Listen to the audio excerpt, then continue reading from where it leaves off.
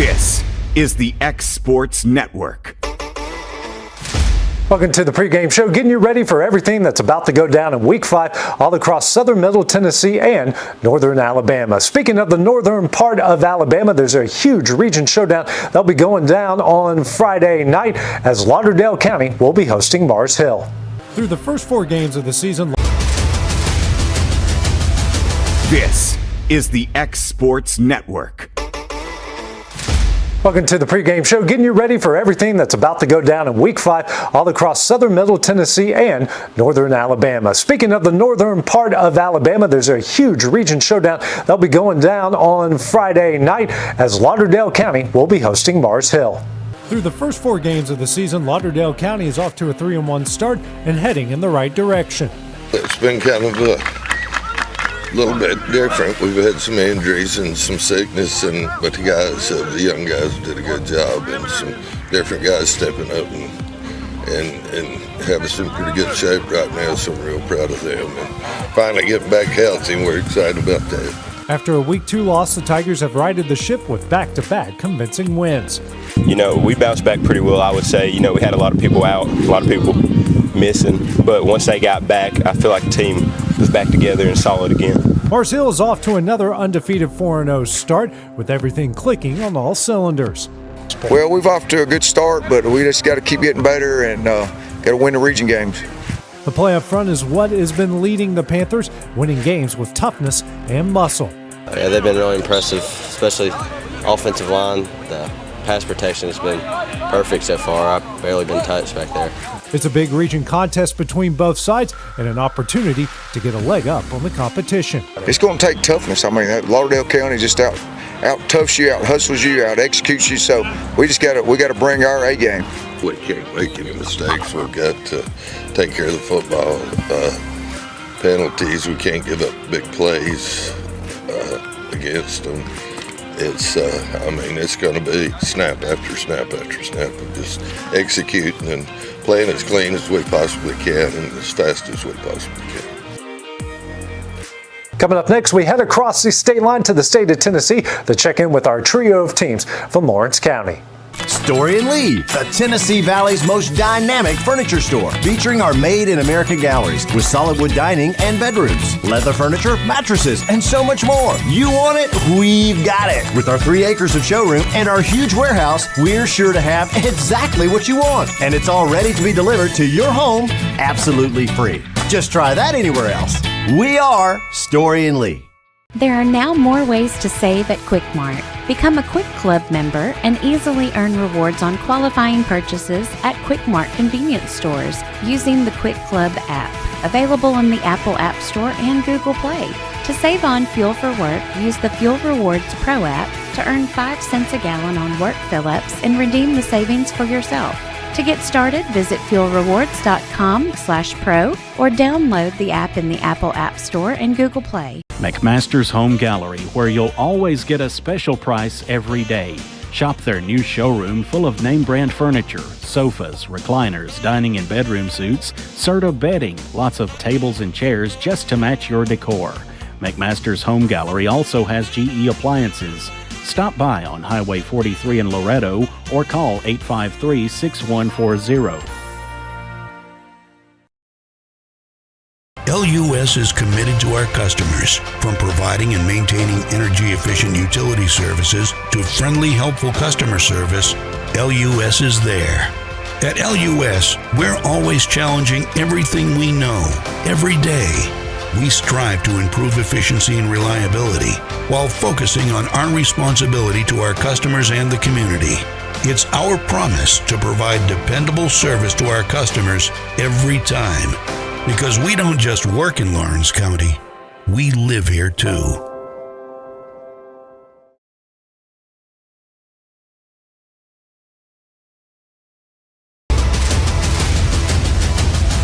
This is the X Sports Network.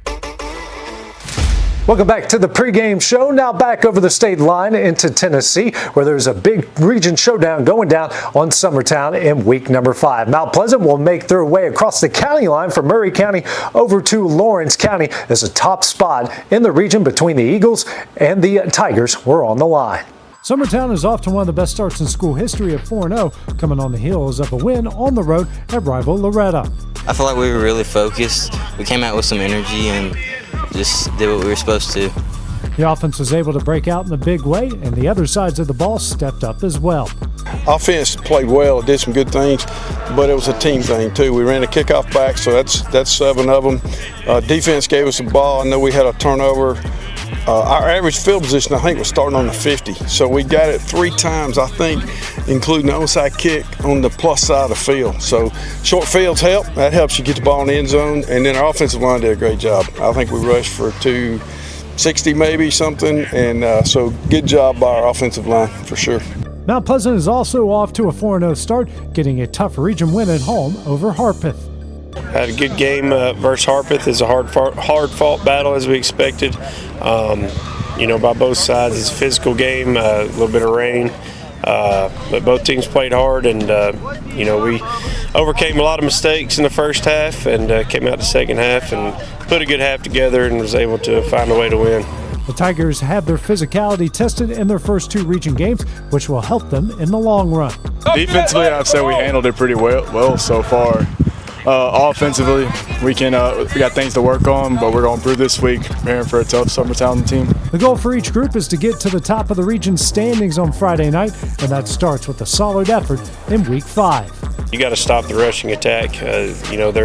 Their backfield, then fullbacks, up the middle, and their quarterback's been operating the offense really smoothly. With his option and his passes, has done a great job. And defensively, they get lined up. They play pretty much mistake-free football on defense and just play hard. And we were going to have to match that on both sides of the ball, and especially up front. Winning turnovers, that's a big deal. We still got too many penalties the other night. I think we had 7 or 8, and some of them were costly, and some of them we just got to get fixed. You can't continue, especially in our offense. If we get holding or whatever, it's hard to overcome, and so we've got to eliminate penalties and just the self-inflicted wounds. You always, the old adage is most games are lost, and you don't want to lose a game. Turn the ball over, make penalties, and all that kind of stuff. So, biggest thing is us just clean up our game, play as well as we can. That's all you can control. Now to the southern part of the state where Loretto hit the road once again. They're looking to get back on the right track within the region. They're taking on Lewis County. Loretto fell in Week 4 to an in-county region rival in Summertown, where they found out a lot about themselves.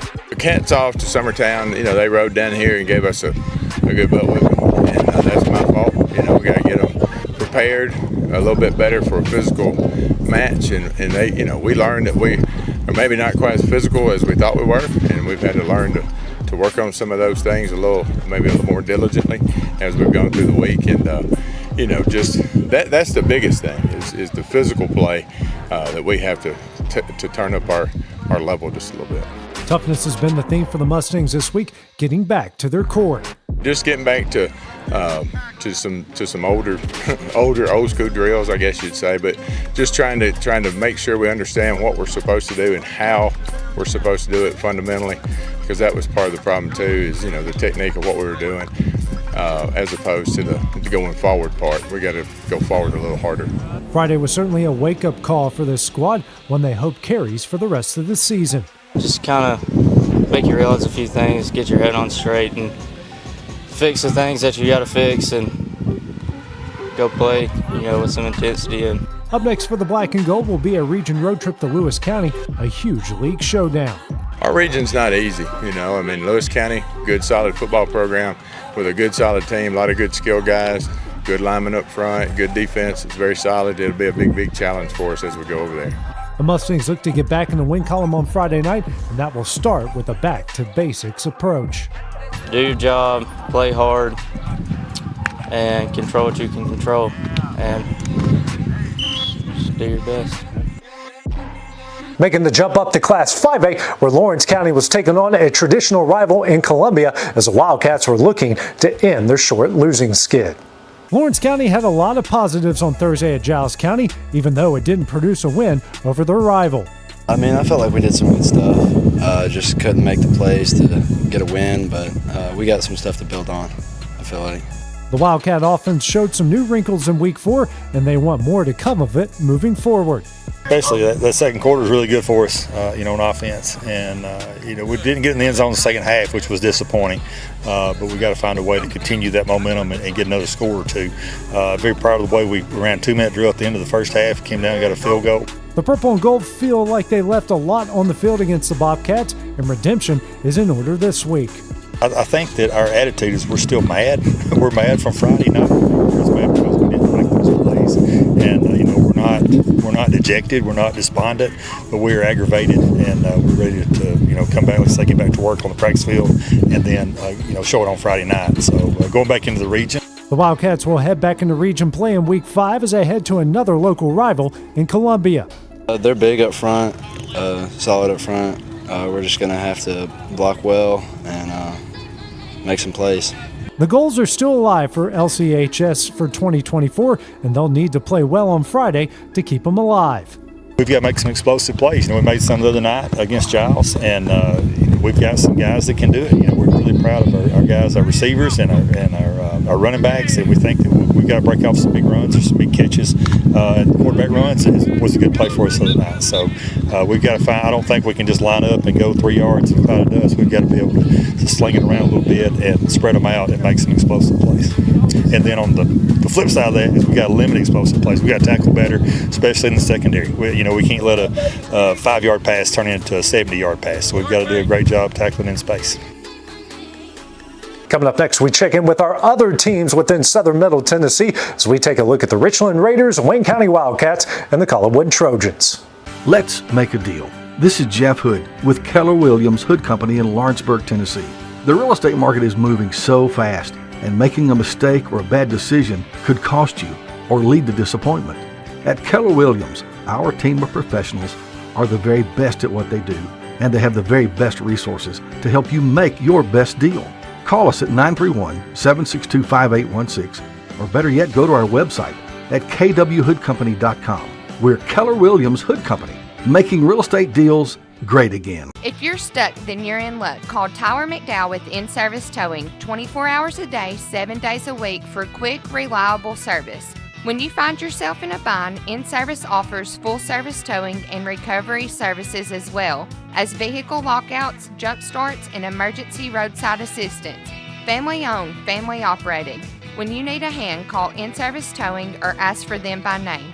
Serving Southern Tennessee and North Alabama. Phone number 931-843-9098 or visit inservicespecialties.com. Hey, this is Phil Hooper. Get the look you want for your favorite school, church, or business with apparel from HD Ink Screen Printing in Leoma, Tennessee. Got a logo you need embroidered or screen printed? Let HD Ink give you the professional look that sets the bar in today's world. We do fundraisers and custom designed apparel and so much more. Call today, 931-201-2961, or come see us at our new shop located at 26 Ingram Road in Leoma. Remember, HD Ink for the look you want and the look you deserve. Flooring sets the tone throughout your home. For flooring that makes the right first impression, start by choosing us, Floored by Justin. A one-stop flooring destination. Our new location stands alone for unequaled customer service and selection. Owner Justin Story's mastery of custom hardwood inlays means every room can have a custom look. Discover how the right choice of hardwood, laminate, carpet, or tile can set the tone in your home. Contact Floored by Justin today.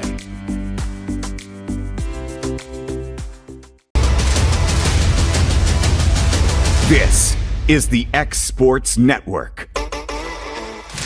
Welcome back to the pregame show. Over to Giles County, where Richland is on a roll so far here in 2024. The Raiders have pulled off 3 in a row, and they're looking to take the top spot in the region on Friday night as they're visiting their most hated rivals in Cornersville. Richland has been on a roll, winning 3 in a row, coming on the heels of a big win at home over Fairview in Week 4. As bigger school, I think they were ranked at the time. They're a perennial playoff team, so it was a hard-fought victory for us. It was a great ball game, came down to the end, and our kids just battled and believed and found a way to get it done. The Raiders were tested in many ways in their home opener, found a way to win in the end. Well, that's why we schedule those games. You know, we wanted to be challenged. We feel like that's what makes us grow, and you know, so we want to keep pushing ourselves. And you know, I don't know that a lot of folks around the state or anywhere believe that we could beat a team like that. So you know, I think it was good for our confidence and our demeanor going into region play for sure. Up next for Richland is another region road trip, this time to their rivals in Cornersville. It's like records disappear for this game. Big game last year, you know, they put one on us, but we want it bad this year, and we're going to do whatever it takes to get that win. The top spot in the league is at stake, and so is bragging rights. You know, it's our rival. It's a big rival for us. They do a good job over there. They got a bunch of hard-nosed kids. They're going to play hard. You kind of throw records out the window, and you know, it's just a traditional small school rivalry game between communities, and it means a lot to a whole lot of people. And so, you know, I think it's going to be a great atmosphere, and they're going to come out ready to play. And you know, I think both of us are sitting on top of the region right now as far as standings, and it's way early, but you know, the winner of this game will have a kind of a strong hold on it, you know, going forward a little bit. So it's got a lot of meaning to it. The Raiders will need to play flawless in Week 5, and they know they're capable of getting the job done. Play our game. If we play our game, we got them. We play our game, we got them, and have a good mindset going into the game and play our best. Now over to Waynesboro, when Wayne County is coming off one of the biggest wins in 2024, now trying to make it back-to-back as Mchan made its way to Waynesboro. Wayne County got a much-needed win on the road at Moore County in Week 4, and they did so in style. The win we had Friday night was huge. You know, it was big for the kids, first of all. You know, it was good for their confidence. A big win for them. You know, anytime you go to Moore County and pull off a win over there, I mean, that's a big deal because it's hard to win over there. The Wildcats needed some late-game heroics, which will do wonders for their confidence. Yeah, it just shows us how much potential we have and how good of a football team we can be whenever we, you know, all come together as a team. Now it's time for Wayne County to build on this momentum and use it for the rest of the season. That's what we told the guys, you know, everything that we want to accomplish this year as far as getting back to hosting playoff games here, I mean, it's within our grasp. We got to take 1 week at a time and you know, take care of business like we did Friday. Up next for the Wildcats is a visit from Mchan, a team that will test their toughness. Mchan's going to come in. They're going to be a good football team. They're going to be well coached. You know, they're one of those teams that they're not going to spread you out. I mean, they're going to line up with two tights and, you know, be power eye, and they're going to try to run the football. That's been kind of their MO for most of the season. So we got to do a good job this week of stopping the run. It will be a down-to-the-basics focus this week for the Wildcats as they hope Week 5 brings another win.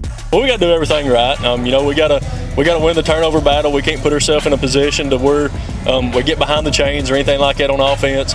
We need to be able to get them off the field on third down. You know, we got to get their offense off the field, do good team defense, and we've been playing pretty well defensively.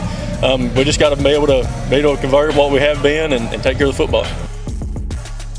Now across the way over in Colinwood, where the Trojans are trying to snap a small losing skid as Hollow Rock Brewston made its way to the home of the Trojans on homecoming. Colinwood dropped a heartbreaker on the road to Eagleville in region play in Week 4, a game where a lot was left on the field. We're still trying to work on ourselves a little bit. We've got to eliminate some mistakes. We had a chance probably to score late, didn't.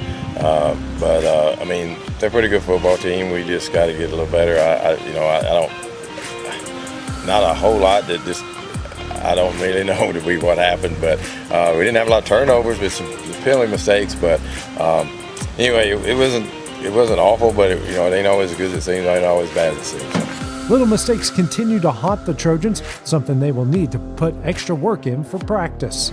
Just improve, stay focused during practice, no goofing off and stuff, and just have a good week. Up next for the Trojans is a visit from Hollow Rock, another opportunity to right the ship. Same football team we had last year, but they're a pretty good football team. I mean, just watching them on tape a little bit right there, they seem to be much improved and got a little bit of speed. So, you know, west of the river, so we'll see, try to get a little better and see if we can turn this thing around a little bit. It will also be homecoming at Colinwood and another set of challenges. Well, that's more of a mindset than it is anything, really, because if your mind's really focused on a game, you'll stay focused on the game instead of all the other stuff going on. The goal for the Green and White is to get win number 2 and bring back their pride. Again, eliminate the mistakes, and I guess the biggest thing I was disappointed with Friday night was some effort. I thought we didn't have a lot of enthusiasm and effort, being a game like that, and so hopefully we can get that and get a little bit of excitement. Maybe homecoming will bring that, and see if we can do better. Coming up next, we head on over to the world of college football. Check in with UNA as they have their UAC opener against Tarleton State on Saturday night. Volco Auto Supply in Lawrenceburg has a legacy of being a family-owned and operated company. Since 1927, our business has grown and evolved into today's one-stop source for all your automotive supplies. But in that time, one thing has stayed the same, and that's our commitment to our customers and their needs. At Volco Auto Supply, you'll find everything for your car, truck, or even fleet of vehicles, but with good old-fashioned customer service the way it needs to be. That's Volco Auto Supply, 416 Buffalo Road in Lawrenceburg. Visit VolcoAutosupply.com.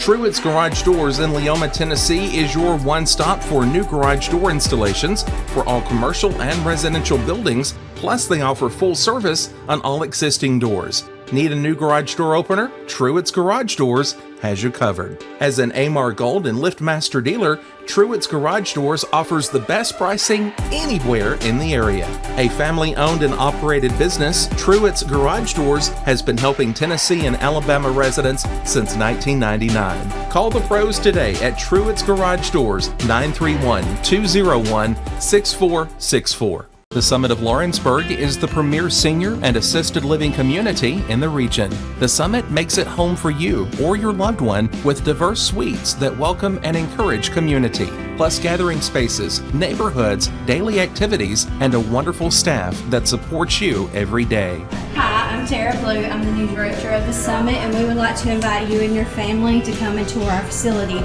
We would love to see you here. Patient care at its finest is found at Tennessee Valley Family Care.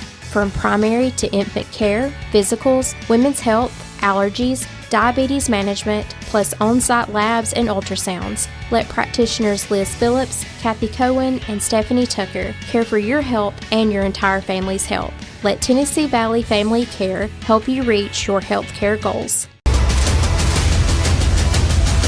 This is the X Sports Network. Welcome back to the pregame show. Anything's up with college football as a big showdown will go down on Saturday night at Brawley Stadium as North Alabama will take on Tarleton State in their league opener. Here's what head coach Brent Dearman had to say. UNA head football coach Brent Dearman. Coach, talk about the excitement level kind of starting a second season with conference play opening up this weekend. Yeah, you're 0-0 right now. You got an opportunity to start a new streak, go on a run here. The preseason, the non-conference schedule is important, but it means nothing to us anymore. We got to win our conference. That's our goal, is winning our conference, protecting home field advantage of when we do play at Brawley Stadium. Those are big for us. So being able to play at home and the home opener of our conference play is huge. We're really excited to see a dynamic fan base, our amazing band, cheerleaders, get to play in front of all of them, in front of our families. Just increases the value of a home game. A couple of individual honors to talk about. Let's start with Dakari Kennebrew. 173 yards receiving, 2 touchdowns last week, career highs for him in receiving yards. He's now third all-time in school history in career receiving yards, trailing just Dre Hall and Michael Edwards. And what about just another marquee moment for Dakari Kennebrew? Dakari Kennebrew has never ceased to amaze me with the way that he plays the game. He's learning how more and more every day to be a leader and take guys underneath his wing. He's a security blanket for our quarterbacks of knowing, there was times that those guys the other night were in cover 3 and the quarterback still threw it up to him and he made the play. So to have a guy like that no matter what, you don't feel like he's ever covered. And it helps the offense total. At some point they're going to have to start putting more guys over the top of him. It's going to open up the run even more. But when he plays big like that, we're a better offense because of it. So big-time player that's learning to be a big-time leader on this football team. Josh Anglin took home UAC Freshman of the Week honors for the second straight week. Top 10 in the league in tackles, TFLs, and again, how impressive has the young freshman been in his second start? It's amazing to think that a true freshman is coming in his first season in college football and is 10th in the league in tackles. It's unbelievable. He's hadn't seen a moment that's too big for him. You know, a lot of times freshmen, they'll get that look in their eye sometimes like this 3rd and 1 or this 4th and 1 moment is too big. And the other night we're in a situation, defense had to make a stop, and he's the one in the huddle yelling at the defense in a positive way. So to see the way that he plays the game, number one, the passion that he plays with, he's going to have a phenomenal career here at UNA the next 4 years. Tarleton State, tell us about the challenges the Texans will bring in. Tarleton State's an extremely talented football team. You know, we played them tough last year, had a halftime lead on them last year, had an opportunity to take that game and get a win on the road at their place last year. Had some big-time mistakes, had an injury, had a lot of things that really affected that second half of that football game. But now we got them coming in here at our place. You got a very talented offensive group. Their quarterback is a returner, has thrown for a lot of yards, big-time player. They've got one of the best running backs in the league that we've got to make sure we get the ball on the ground. We got to gang tackle. We got to swarm to the football. They've got 2 dynamic receivers that we've got to stay on top of. So offensively, with our defense, we got to make sure that we slow them down and give our offense a good opportunity to go win this game for us. Offensively, we just got to take care of the football. They're a talented defense, but this week it's about us more than it is about them, of just taking care of the ball on our side. That does it for the Week 5 pregame show, and don't forget to check out all the highlights going down tonight on The Final Score. This is the X Sports Network.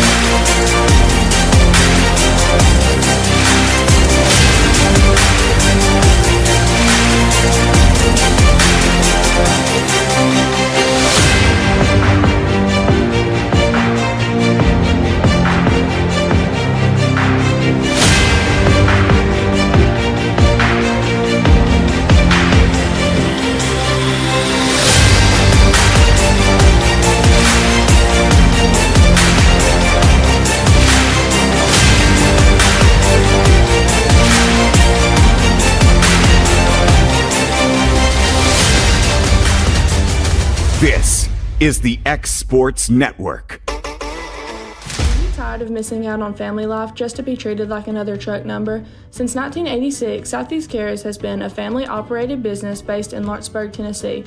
Being family-owned ourselves, we understand the importance of family, which is why we value it above all else. With our large number of dedicated lanes and our friendly staff, we are able to evenly divide your home time with the amount of time you spend on the road. We offer multiple benefits with large company pay, all while keeping a small company environment. For more information, visit our website at southeastcarriers.com or check us out on Instagram and Facebook. For decades, First Class Charter has provided high-quality motor coach transportation services to the Tennessee Valley. With numerous safety and cleanliness accreditations, First Class Charter is ready to make your group trip a reality. Contact us today by visiting firstclasscharter.net. First Class Charter, the official motor coach company of the North Alabama Lions. This is the X Sports Network.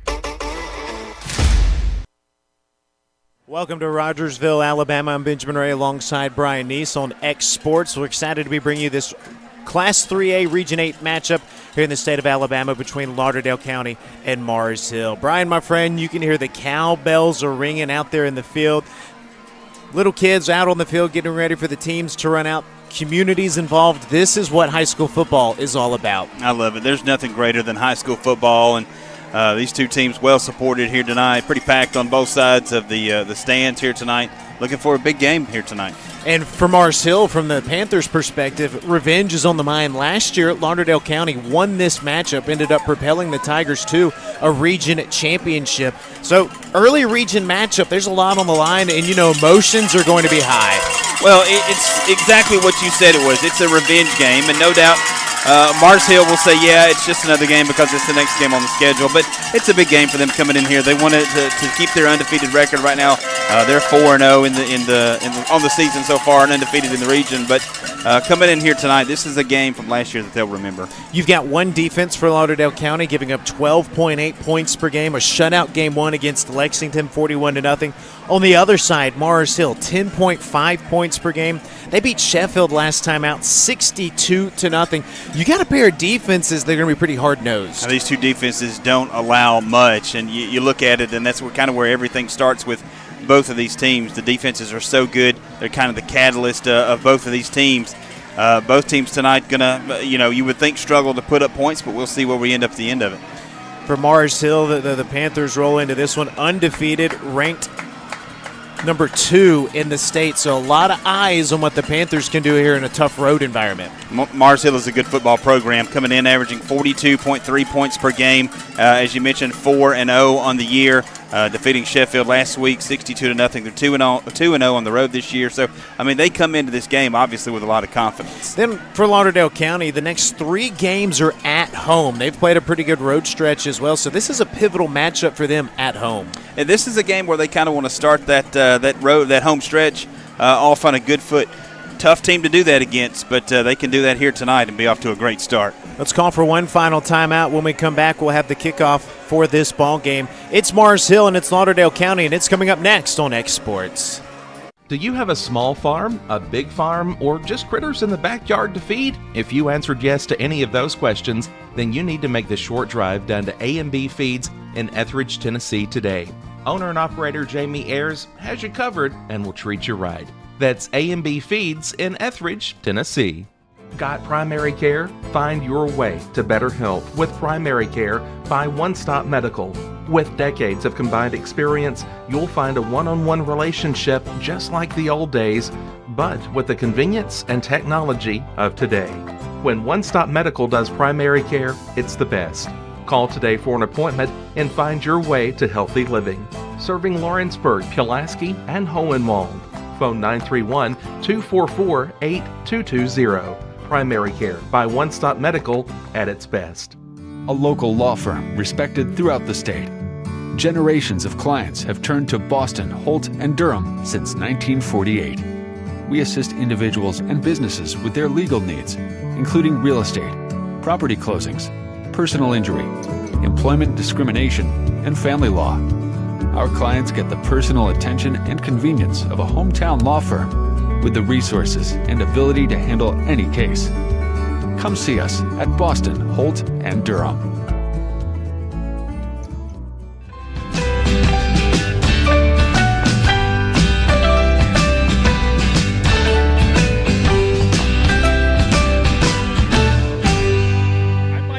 And my friends at Elliott Johnson Insurance have a great partner in Auto Owners Insurance. Auto Owners makes it easy to get life, home, car, or business insurance. Let Elliott Johnson Insurance find the Auto Owners policy that makes a difference in your life. Call Elliott Johnson Insurance at one of their 3 locations.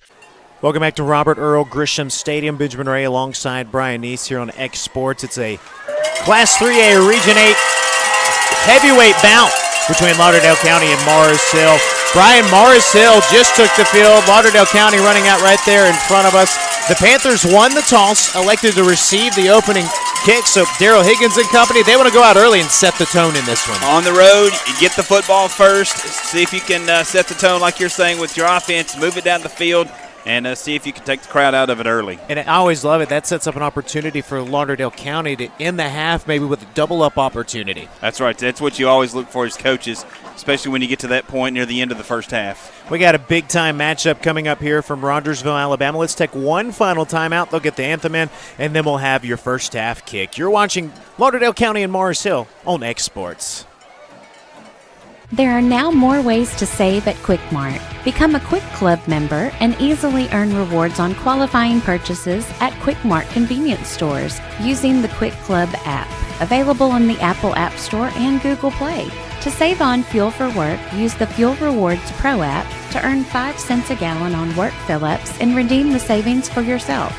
To get started, visit fuelrewards.com/pro or download the app in the Apple App Store and Google Play.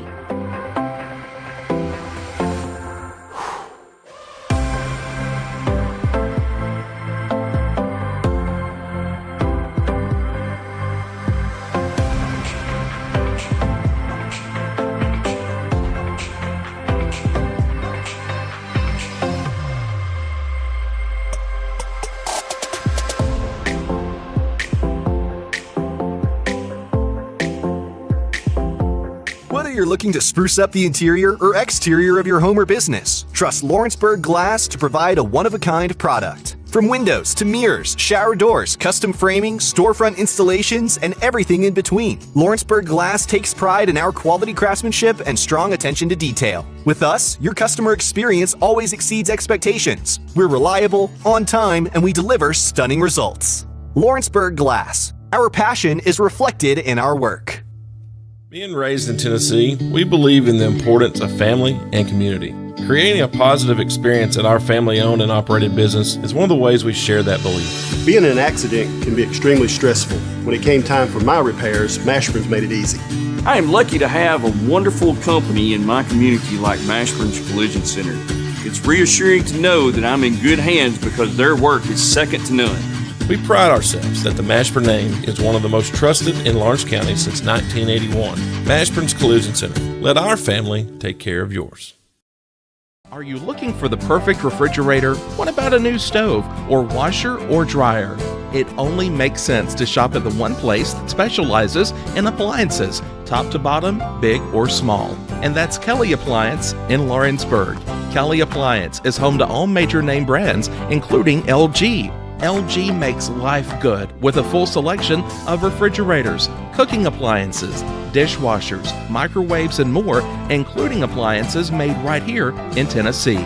Family owned and family operated. Stop by Kelly Appliance on Jerry Street in Lawrenceburg today. Shop McMaster's Home Gallery for furniture, appliances, and more. And shop quality, shop convenience, shop service, shop local. A family-owned business with a long history of serving the region. We're a one-stop home furnishings destination. We feature brands you know, competitively priced, backed by professional installation and service. You can trust that we'll take good care of you before and after the sale. For your home, shop smart. Shop McMaster's Home Gallery today. This is the X Sports Network. You're watching HSAA football here on X Sports. It's a Class 3A Region 8 clash between the Morris Hill Panthers, ranked second in the state, and the Lauderdale County Tigers, the defending region champs.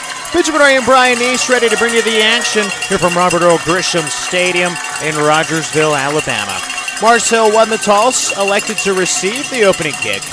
So Lauderdale County is set to kick it away in front of the hometown crowd. Cowbells are ringing. Fans are yelling. It's football time in Rogersville. Ben, I'm excited for this one. This one is one of those ones that you circled on the calendar early in the year, and here it is. Carson Brown's ready to kick it off. Interesting approach. Football lying sideways on the 40-yard line. And he gets off a squibber on a knee. Fielded by Caden Chandler from Morris Hill. And here comes this Morris Hill Panthers offense, averaging 42.3 points per game. Brian, they hung 62 points last week against Sheffield. So you know they can score, and they can score often. Yeah, when you look at their list of games so far, and the least amount of points they've scored is 28 against a good Russellville team. That's an offense that you know that can produce. Here we go. This drive begins 1st and 10 from the 37-yard line, working left to right. Under center goes man. Quick pitch out. A cut up from Chandler, and he is lit up by Jackson Ham, and the heavy hitting opens up on the first play. Oh, that's a great job defensively. Read and react. Caden Naylor knifing through there also and making the hit there.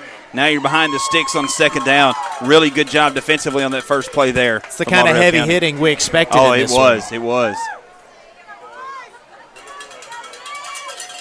Man back under center. 2 backs behind him. 1 receiver split out wide. Hudson Higgins goes in motion to the left side of the formation. Rolls to his left, airs it out that way. That's high for the intended wide receiver, Isaiah Owens. And this hard-hitting Lauderdale County defense has it 3rd and long in the opening drive for the Panthers. And being credit Will Brown right there, a senior, applying a little bit of pressure there on the quarterback, making him forcing him to get rid of the football before he wanted to. And now that big first down play, which puts you behind the sticks, now has it 3rd and long. 3rd and 11. The first down they get is the 48 for the Mars Hill Panthers. Man under center. Single set receiver to the right. Here's the 3rd down snap. The give goes to the left side. Jackson Penn tries to cut it up, and he's pinned behind the line of scrimmage. How about the Lauderdale County Tigers on the opening drive? Another TFL. The Panthers move backwards. Deshaun Thompson, a junior, forcing that play to come back to the inside, and that's where all of the Tigers resided right there. And a huge stop on 3rd down. Mars Hill going to have to punt it away. Lauderdale County won this matchup in Florence last season at Mars Hill's home venue. That snapped Mars Hill's streak of 5 straight region championships. Also snapped the Panthers' 32-game region win streak. Oh, there's a boomer of a punt. Return man signals for the fair catch at the 37-yard line. And watch out, we've got some extracurriculars afterwards. And Lauderdale County setting the tone on that opening drive defensively, Brian. They've got a chance to start off strong offensively as well. Now they do, and Mars Hill wanted the football to start this game. Well, Lauderdale County's defense had come out and set the tone for how the beginning, at least, of this game is going to be played. We'll see what Lauderdale County can do here offensively. Sophomore quarterback Curtis Ritter breaks out. Opening drive of the game for Lauderdale County. 1st and 10 from the 27, working right to left this time. And here we go. Ritter goes under center. Heavy set to the right. Motion man is Mason. Ritter opens up. Belly give up the middle. Not much going for Brody Richardson. Might have picked up 1 yard. 2nd and 9. William Irby knifing in, the first one to greet the back there. As you mentioned, not much yardage there at all. 2nd down and 9. As checking into the game for Lauderdale County will be Camden Hill. He's a junior. Opening drive of the game for Lauderdale County. Ritter breaks the huddle. To the near side, you have Camden Hill out wide to the right. Goes Tank Mason. Ritter under center from the left hash. Motions a man, quick toss near side, sprint towards the boundary. Not enough real estate for Calvin Watkins to turn the corner.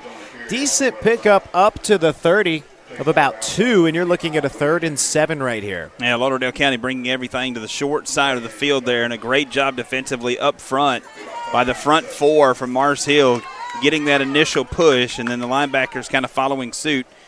And a 3rd and long here for the Tigers. Can Mars Hill copy Lauderdale County and get off the field on this 3rd down attempt?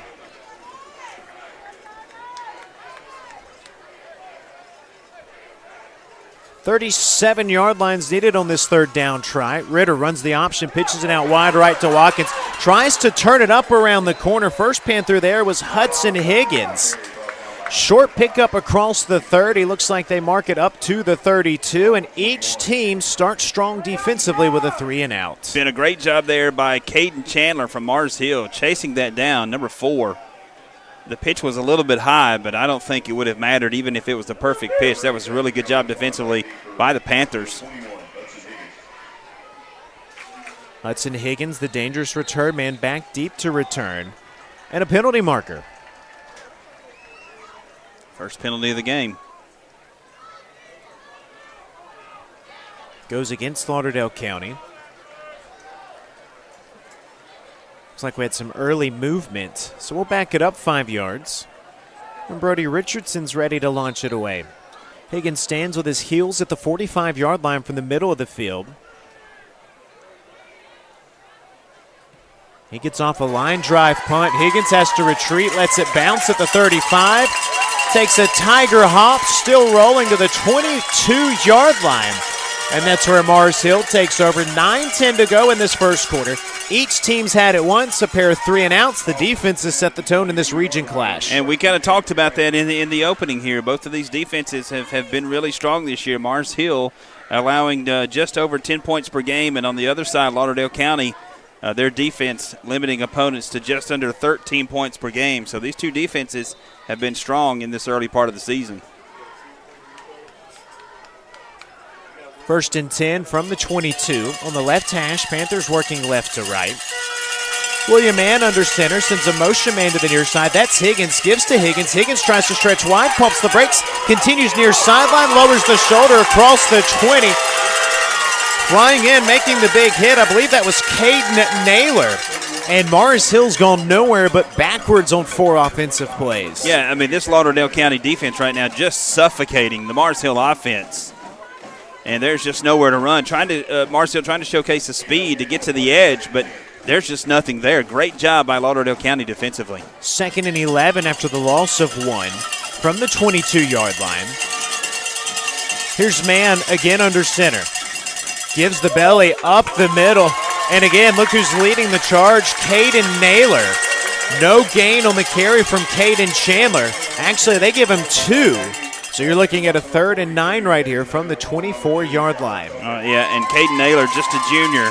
They'll have another season of him with Lauderdale County. He's been really, really good. 3 or 4 tackles here early on. And again, Mars Hill facing 3rd down, their 2nd of the night. 0 for 1 so far today.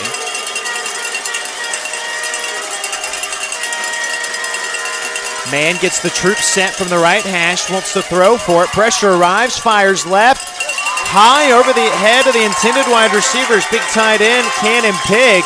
And listen to this Tiger crowd. They're pretty fired up. Another 3-and-out. Again, Ben, Jonah, this time Romine coming in and forcing the pressure, forcing the quarterback to get rid of the football. And I'm really impressed with this defense of Lauderdale County. 2 stops on a high-powered Mars Hill offense here in this first quarter. Parker Kennemore set to punt it away. He had a booming punt earlier. Hudson Lash back deep to return. He walks up from the 30, stops at the 33, and he awaits the punt. 1 step, the right-footed kick, end over end, bounces in front of the 40, takes a Panther hop to the 35, spins back sideways. And Lauderdale County comes out for their 2nd possession of this first quarter. 7:40 to go in the opening frame. We're scoreless.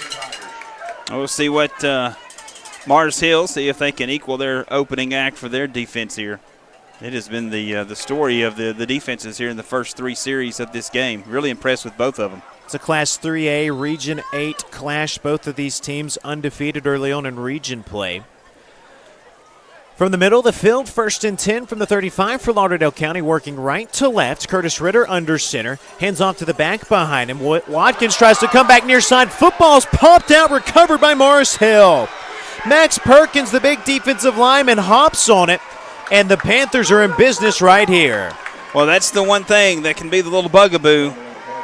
Your defense has played really well, but then the ball popped loose by the other side. Mars Hill is going to get great field position. Now, you've asked the Lauderdale County defense to be strong here these first 2 drives, and they have. Now we'll see what they have with Mars Hill getting great field position. Panthers have ran 6 offensive plays, and they probably have 1 or 2 total yards of offense. Off the turnover, William Mann, 1st and 10 from the 30. Play action fake, wants the deep shot, has time. Now he tucks to run, tries to make it back to the line of scrimmage. 2 Tigers are there to take him down. Will Brown was leading the charge, and another loss on 1st down. It's 2nd and long. Well, that defensive setup right there was because of Calvin Watkins. Great job in coverage downfield on Isaiah Owens. It was 1-on-1, and Watkins just did a fantastic job in coverage down the field. There was nowhere to throw that football. From the 31-yard line, 2nd and 11 after the loss of 1.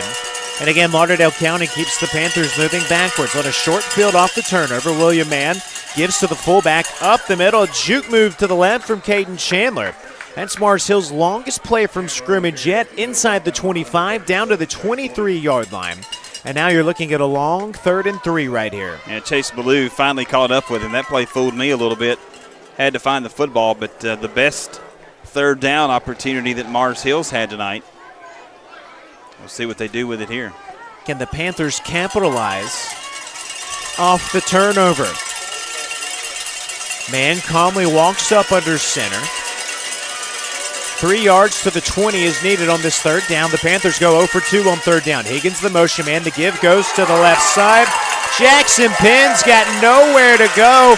Lost 1, maybe 2 yards back to the 24-yard line, and Lauderdale County does it again defensively. Look at the little misdirection here. They fake to the right and come back to the left with it, and Lauderdale County just does a great job. You've got to be so disciplined defensively in an offense like this.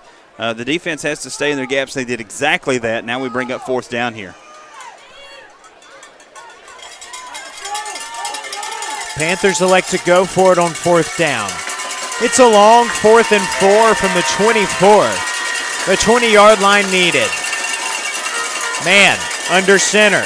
Opens up to the right. Panthers sprint to the right. Cut up. Oh, that's a 1st down. A juke to the left to the 15. 10-5, and Mars Hill scores on the 4th down try. Jackson Penn, the 24-yard touchdown scamper, and the Panthers score off the fumble. The cutback brings it to the right, defender in front of him, and then right there cuts it back toward the middle of the field, and then goes by one of the last safeties to beat, and he's into the end zone for the first score of the night.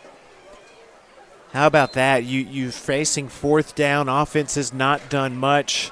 Unofficially a 24-yard run. Point after attempt on the way. The right-footed kick is up. And it's in. 5:22 to go in this first quarter. Mars Hill leads it 7-0. Actually, there's a penalty flag, so let's see if we can figure out what happened.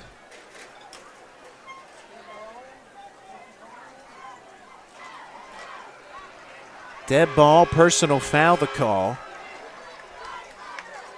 So after the extra point. Brian, did you see who that was against? I did not. I couldn't see which way they pointed. We'll find out on the kickoff, but Lauderdale County came so close to getting that stop. But how about Mars Hill finding the big answer off the fumble? Well, opportunistic right there. They pop the ball loose and then take advantage of it. It's a tall task to ask of the Lauderdale County defense in their own territory like that. But credit the Mars Hill offense. And it looks like here the penalty, they'll bring the football up to the 45 and kick off inside Lauderdale County territory. Why don't you go for a little pooch, try to recover it? If you're going to try it, now's the time to do it.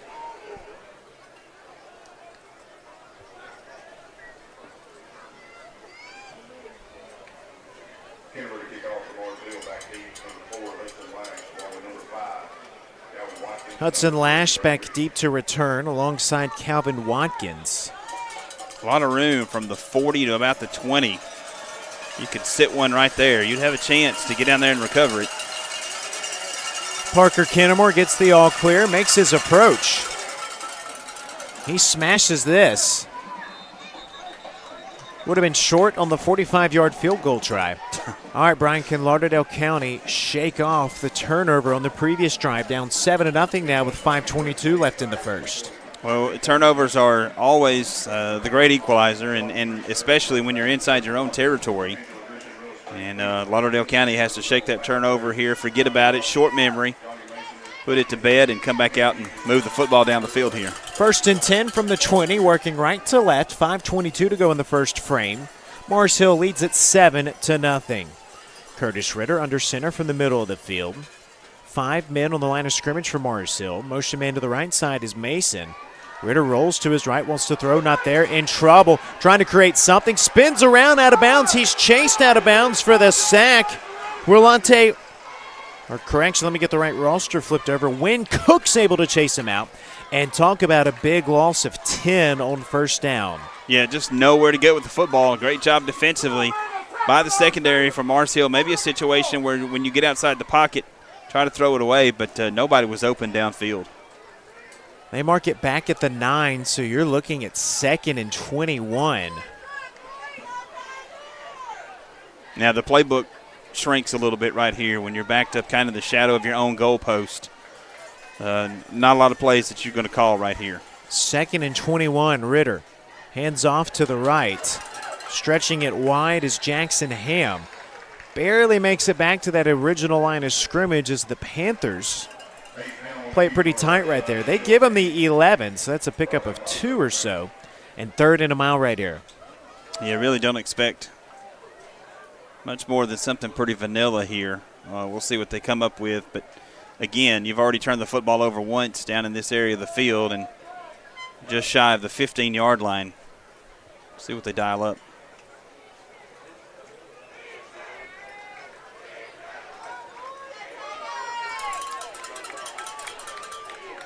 Lauderdale County's 0 for 1 on 3rd down today. Ritter from the right hash. Belly give right up the middle, trying to bounce it outside. A trio of Panthers grabbed the ball carrier. William Embry leading the charge, and here comes the punt unit for Lauderdale County. Credit Matthew McIntyre as well with the stop there being, again, just suffocating defense. And on this spot in the field, like we said, probably not going to try to do a whole lot with it. Hopefully you can get a good punt out of here if you're Lauderdale County.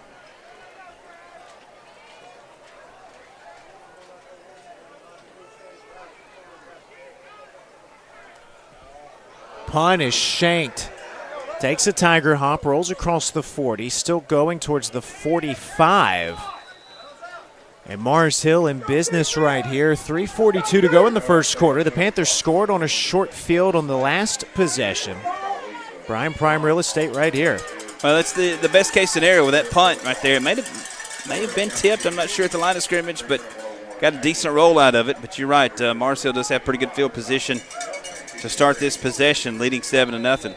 3:42 to go in the first quarter. Mars Hill 7, Lauderdale County nothing.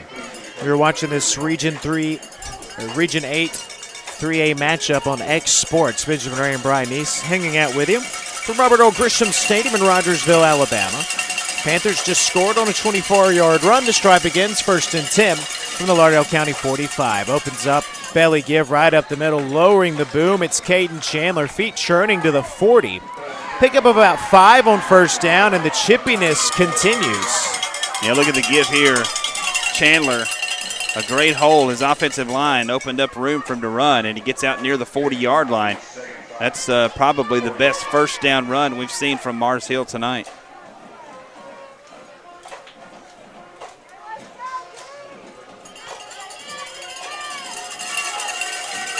Man leads the offense out of the huddle. Single set wide receiver to the left. Higgins in the wing slot right. He motions to the left side of the formation. On the snap, end around to the right side. Higgins tries to cut back near side. Crosses the line of scrimmage. Carries it 2, maybe 3. Looks like they give him 4 yards to the 36-yard line. And we're looking at 3rd and 1. Now again for Lauderdale County, Caden Naylor Jr. knifing in there and making the stop before he got to the sticks.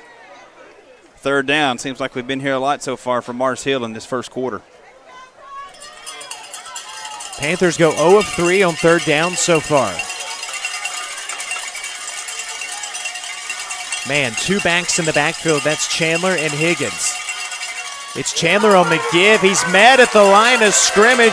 I believe that was Jackson Ham with the initial stick. That's big boy football, no gain. And that was a lick right there. You see the replay coming off to the left side there, and there's the stick. And I don't know that he gained an inch on the play. It's 4th and a full yard. Mars Hill elects to go for it. Last time the Panthers went for it on 4th down. It's a 24-yard touchdown run from Jackson Penn. Man under center on 4th and 1. Motions a man to the right side of the formation. Opens up right. Gives to the big back. Chandler hit in the backfield. Second effort might have been enough.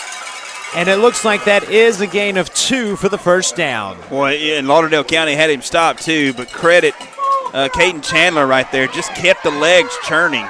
He didn't get it by much, but he got it probably by the nose of the football or so. Very close, but nonetheless a first down. How about that's just the second first down in this opening quarter? Yeah, these defenses have been really good here early on in this first quarter. I love this style of football. Oh, it's a lot of hard hits. Yes, it is. 1st and 10 from the 35. We approach the final minute of the first quarter. Man, middle of the field, play action fake. Wants the deep shot, completes a pass underneath. Knee was down of Isaiah Owens as he hauled it in shy of the 30. It's a short pickup of 3, maybe 4 yards to set up second down. Decided to go the underneath route. Had Hudson Higgins down the field if he wanted him, but chose to go the safer route. Had one-on-one coverage downfield. Went underneath, picked up a good 4 or 5 yards right there. Clock rolling. Panthers get to the line of scrimmage. Now 42 seconds left in this first quarter. Man, motions Higgins to the left side of the formation. On the snap, hands off to Higgins. Higgins zigging up the middle of the field to the 10, cuts back at the 5, in for the touchdown. That's Caden Chandler. The misdirection had me confused, and there's a long touchdown scamper. Now they give it to the fullback straight up the middle, and there's Caden Chandler. And there's the move right there at the 5-yard line that gets him into the end zone.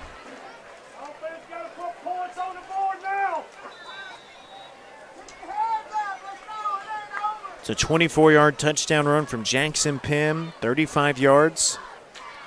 From Caden Chandler, PAT try is on the way. Parker Kinnemore sees it split the uprights, and with 27.8 seconds left in the opening quarter, it's Mars Hill with a 14-0 road lead. And Brian, a couple of key moments. It's been a pair of fourth down conversions that have led to Mars Hill building this lead. It has, and you look back at that last drive, Lauderdale County came within just a couple of inches on a fourth down stop that would have given them the football back. Football really is a game of inches, and that fourth down conversion allowed Mars Hill to keep the football, and they take it in from, 25, 30 yards out for the touchdown. And on both of those plays you're referencing, it was Caden Chandler lowering his head and just fighting for those yards. Yeah, Caden Chandler's a special back. He can power it if he needs to, but he's also got the speed when he gets into the second level of the defense. And pretty good moves there as well. Has juked a couple of guys on that last touchdown run. I really love the style of running that he brings to the table for this Mars Hill Panther team.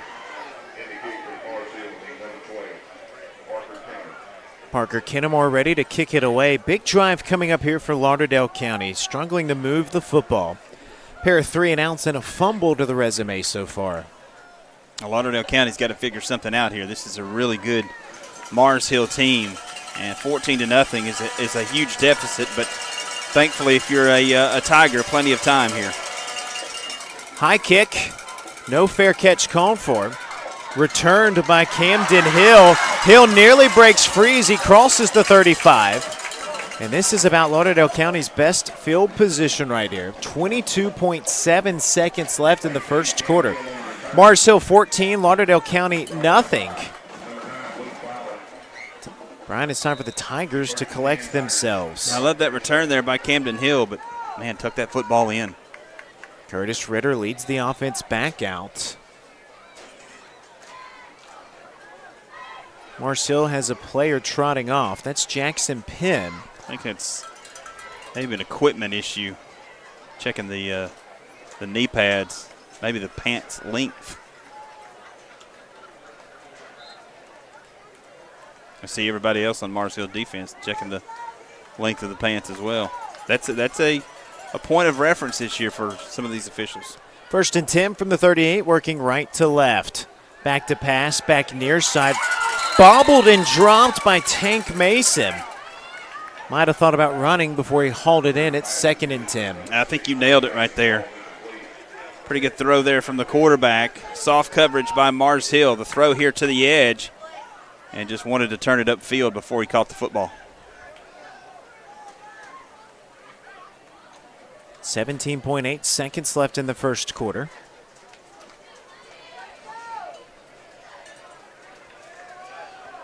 Here's William Mann. Motions a man to the right. Quick toss to the right. It's Cosby. Turns the corner. Fighting towards the edge. Wrapped up and drilled out of bounds. Look at the Panthers flying around. We have a helmet come off afterwards. Brian, we've seen a lot of hard hits. Here's another. Well, that's right on the sideline over there. And I think a good call by the official there not to throw the flag. It's, it's right on the boundary over there, and we're a long way from it. Good, solid, hard-hitting football. Was that Jackson Penn on I the think hit it was, after he yeah. checked back in? Yeah. All of that, and the Tigers still picked up about 3 yards to the 41. So it's 3rd down and 7.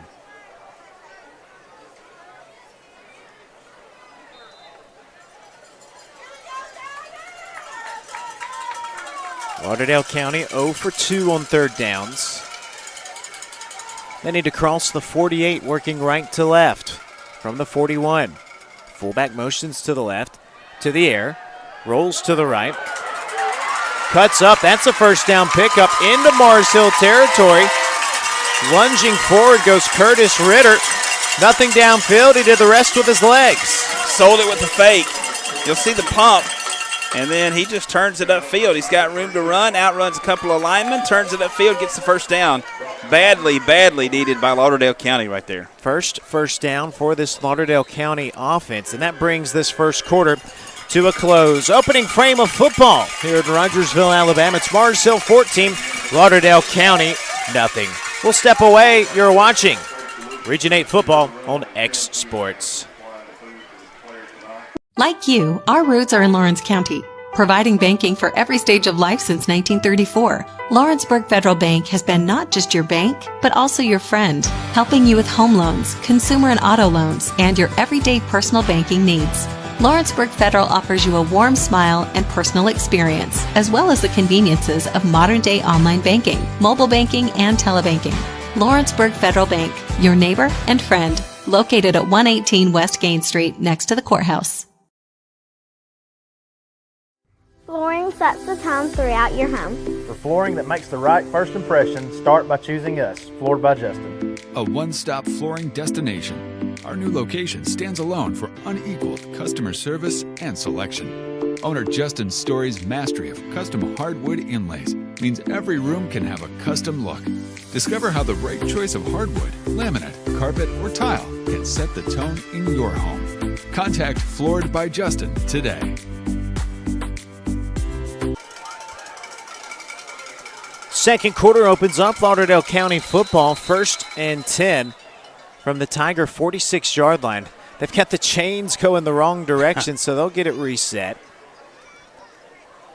Benjamin Ray, Brian Neese with you here on X Sports. This Class 3A Region 8 clash.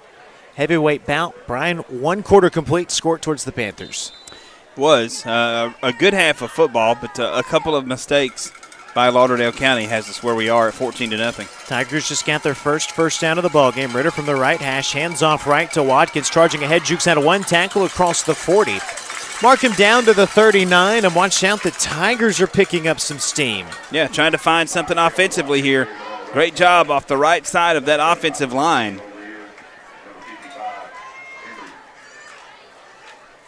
Great seal block right there.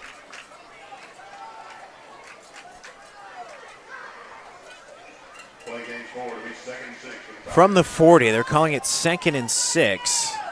Hudson Lash is the receiver to the near side, alongside Tank Mason. Ritter's gotten it done with his legs tonight so far. From the 40 on 2nd and 6. Oh, he gets the Panthers to jump. Hard count, changed up the cadence, and tack on 5. Well, that's a gift, but because now 2nd and 6 becomes 2nd and 1. And you're right, the good hard count there brings the entire defensive line across for Mars Hill. And now you got I won't say easy because it's not easy, but you got a much more manageable 2nd down here. From the 35, 2nd down and 1. 4th drive of the game for the Tigers. 11:16 to go in the half, 14-0, the deficit for Lauderdale County. Ritter under center, hard count, and it looks like the Tigers gave it back with some movement. Boy, that'll drive a coach crazy. Movement on the left side of the offensive line, and wow. So we're right back where we were.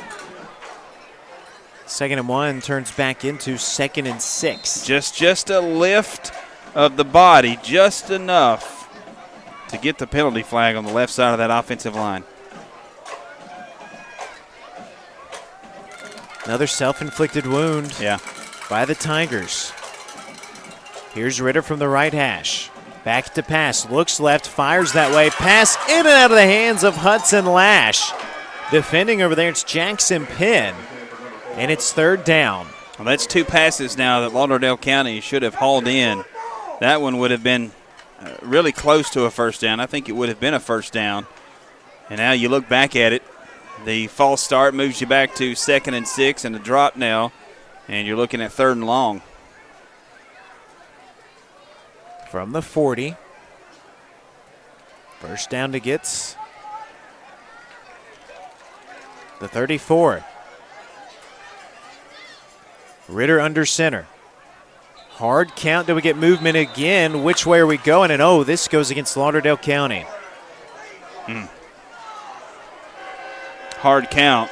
And that time it backfires on you. And you talk about self-inflicted wounds.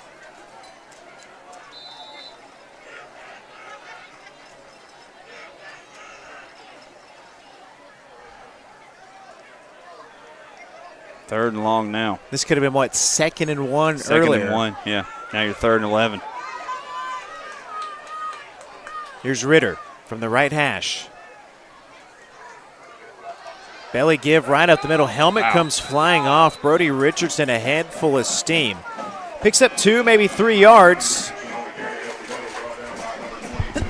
Cannon Pig losing the headgear there for Mars Hill. He'll have to come out of the game. And you talk about so close to putting a drive together and getting something going here for Lauderdale County. You've got a 2nd and 1, and here you are punting the football away on 4th and long. Had a sneeze, sneak up on me there. That'll get you. Punt is on the way. Higgins lets it bounce at the 15, and it takes a tiger hop. And finally, Lauderdale County pins Mars Hill deep.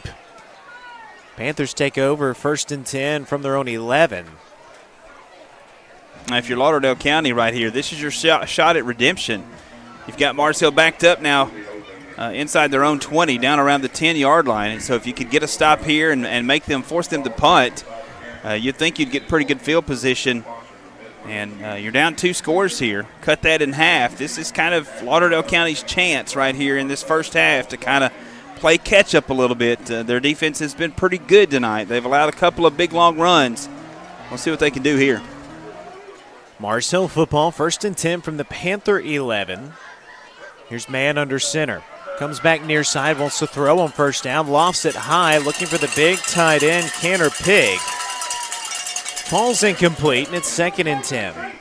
Good pressure there. Deshaun Thompson off of that defensive line, giving pressure there. And here we go, kind of the beginning of what Lauderdale County needs. Need that stop here. As we talked about earlier with Lauderdale County, the playbook kind of shrinks a little bit when you're down here inside your 20-yard line. A lot of teams stay kind of vanilla offensively. Not a lot of razzle-dazzle expected here down at this part of the field.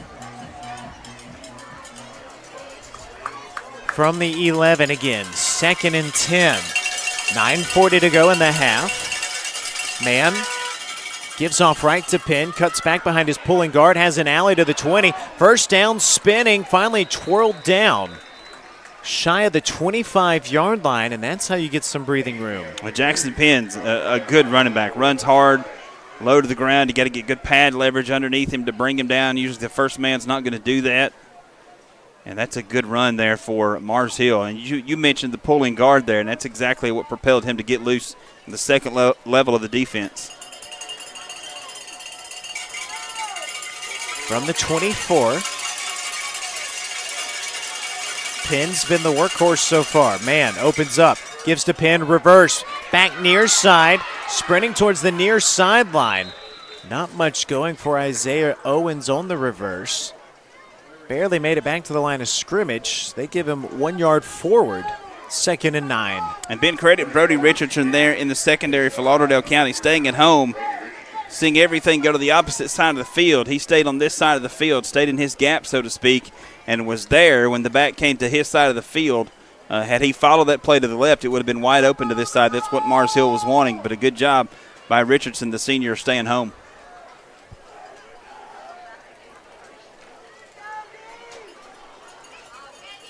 Second down and a long 9.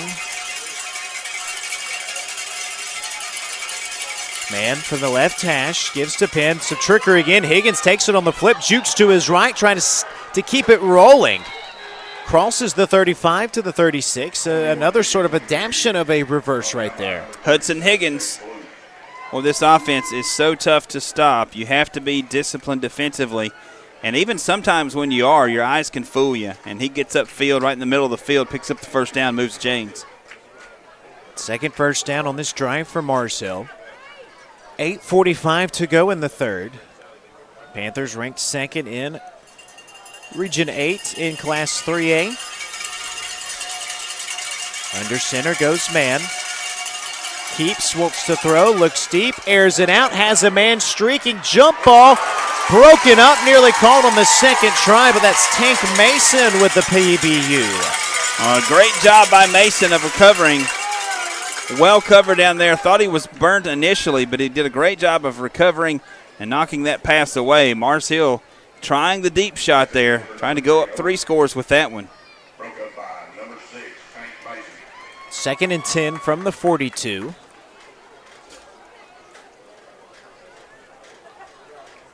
Mars Hill's bread and butter's been on the ground. And they've been really good with it.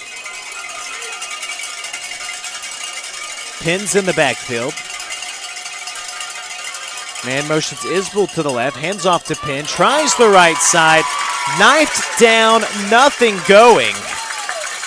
Jonah Romine's there, and it's 3rd and 10. Yeah, Romine, the junior, plugs that hole right where the back is wanting to shoot through. Does a great job there. And plugging that hole, nowhere to go. Now, Mars Hill faced with a 3rd down. Big spot here for Lauderdale County, trying to get off the field on 3rd down and get the football back. 3rd and 10. Man, back to the air. Quick pass near side, off the mark to Isaiah Owens, and that's got the Lauderdale County faithful back into it on a 3rd down stop. And it should. That's big. The pass was a little wide of Isaiah Owens. Lauderdale County had it well defended, but Tigers should get the football back here, looking to put something together before the half.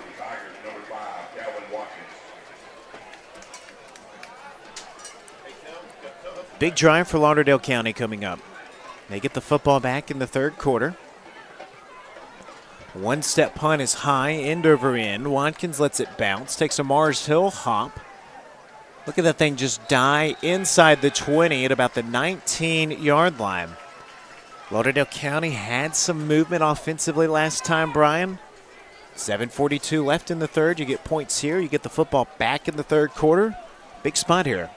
And you look back at that last drive for Lauderdale County, and it was just, full of mistakes. They had it 2nd and 1 with a chance to move the football down inside Mars Hill territory, but shot themselves in the foot, ended up punting it on 4th and 7 or 8 or whatever it was. And they're backed up here a little bit, but see what they can do with it.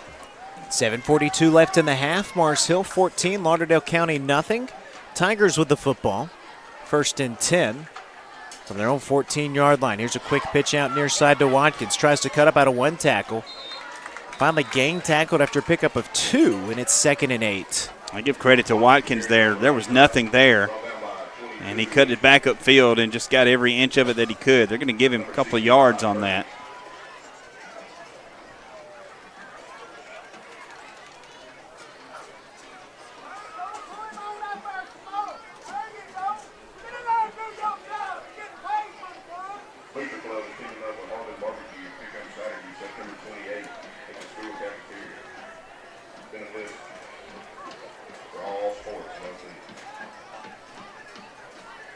Clock inside of 7 minutes in the 2nd quarter. Here's the 2nd down play.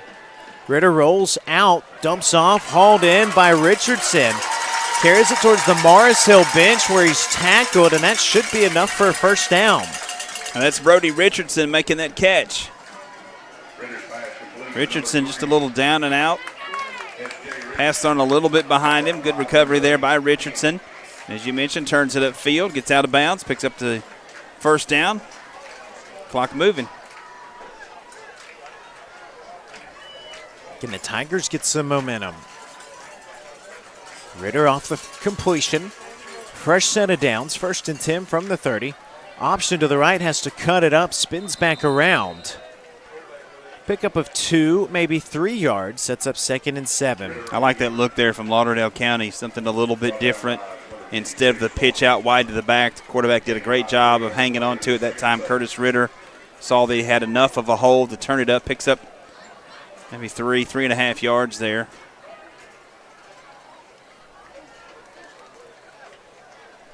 Six minutes to go in the half. Ritter has Richardson and Watkins in the backfield. From the middle of the field. Back to pass. Oh, pressure arrives. Rolls near side. Dumps off. Not able to be hauled in by Skylar Tucker. Took a big shot afterwards from Wynn Cook. And that sets up a big 3rd down. An injured player walking off the field, kind of favoring that right shoulder. Big 3rd down here for Lauderdale County. A situation again where you're not in desperation mode by any means right now, still in the first half, but you're trying to build something here, build momentum. 3rd and 7. First down to get is the 40. Mans ran for a first down. He's thrown for one as well. Blitz comes, fires towards the sticks. Diving attempt by Hudson Lash. And that stalls this drive. Well, I tell you what, and he had Caden Naylor wide open. Little drag route across the middle. Naylor was open. If you could get the football to him there, that would have been a Lauderdale County first down, but here we are punting the football away on 4th down.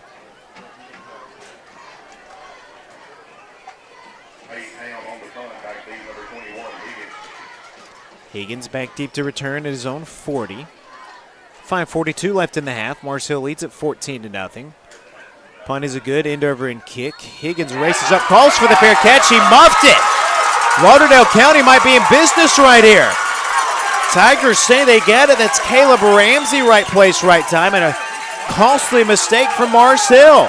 Man, I don't know that they're not going. I don't know. They might say he was down there. Here's a look at it, yeah.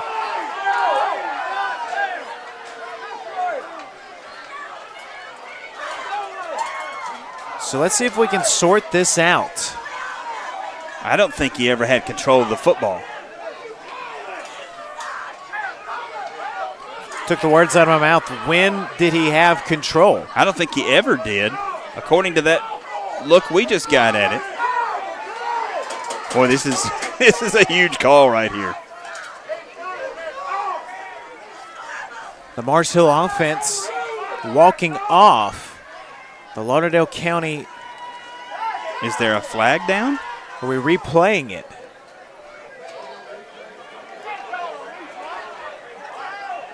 I didn't. There has to be a penalty flag somewhere that I'm not seeing. Anybody see one? I don't know that I've ever seen a redo. I'm not sure.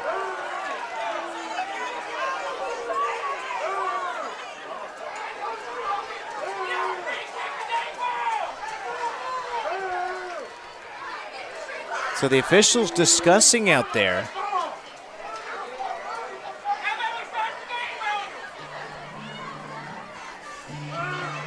Brian, we've seen a lot in our time calling games. 8 years of games we've called together. This might be a first.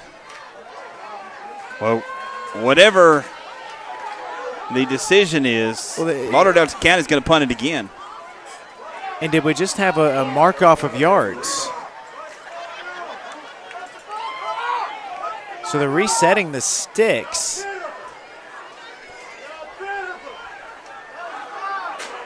Mars Hill catches a big break. Here's the no signal from the white hat. I thought we were going to get a signal here, but no. I don't know. So we replay the punt. It never happened.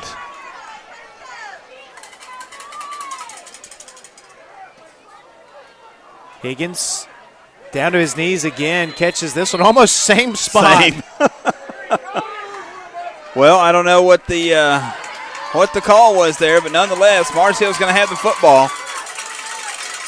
And now as a defense here for Lauderdale County, you're looking for something to kind of energize you here to get that stop, and you can use something like that to energize your defense. As coaches, a lot of times they'll use that to say, "Hey guys, let's go after. Let's get the football back right here. Let's see what they do." 5:31 left here in the half. 6th drive of the first half for Mars Hill. Panthers lead at 14-0. 5:31 to go in the second quarter. William Mann 1st and 10 from his own 41. Here's the give, and opening up the middle, cross midfield, still spinning and going is Caden Chandler. Look at him fighting forward, flinging defenders off of him. That was one heck of a run right there to about the 43. I'll tell you what, Caden Chandler is a beast with that football in his hands. You think the play's over there? Yeah, and he just keeps the legs churning. He picked up 2-3 more yards. Sure did. That's yards after contact after contact. Is there an official stat for that? 1st and 10 from the 42 into Tiger territory, march the Panthers. Go back to the big fella. Jukes right, comes back left, falls forward is Caden Chandler. Another hard-nosed pickup of about 6 yards. I tell you what, Caden Chandler on this team, the way he's running tonight has been really impressive. And I love that effort at the end there. You're going down, you've lost your balance, plays over, and you just dive forward to get that extra yard or two. That is a football player getting everything he can out of that run. 2nd and 3. Man alone, quick toss out right to Penn, fights for the edge. Hit as he crossed the line of scrimmage by Jonah Romine. That's right at the first down line, but it looks like it's 3rd and short. And it looks like Caden Chandler across the way checking out of the game, limping off the field. That would be huge, a huge loss, and I think we're going to measure this, Ben. 4:20 left in the half. Talk about a flip of momentum. Mars Hill, chance to go up 3 scores. Well, you think about twice now in this game where Lauderdale County has had an unfortunate turn of events. You've got the 2nd and 1 where you're building a little momentum. You get backed up on penalties, and then on the whatever you want to call it, muff punt that never happened or whatever it was that you thought you had the football back. Lauderdale County has had chances here tonight, but then on the flip side of that, you got to credit Mars Hill. They've had opportunities too, and they've taken advantage of them. You look back at the 2 4th down pickups that they had that scored touchdown off one of them. Yeah. And they got the first down by the nose of the football. What about this duo here from Mars Hill?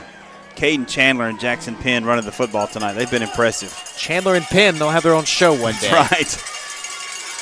First, I guess it'll be Penn and Chandler. Penn and Chandler. 1st and 10, working right to left. Man, hands off. Oh, and this play's blown dead, and it was going to be a big one for Jesse Parker. We got movement here, Mars Hill.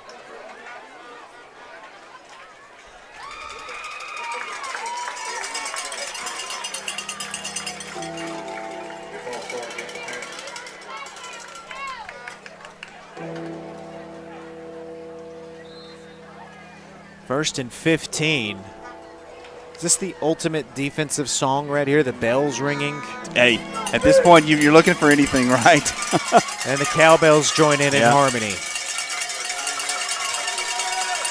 1st and 15 for the Panthers. I believe that's Mars Hill's first penalty. Back into the ball game is Caden Chandler. He's got no shot on that run. Might have lost a yard. I think he did. Big stick there up front by that Lauderdale County defense. Nowhere to go.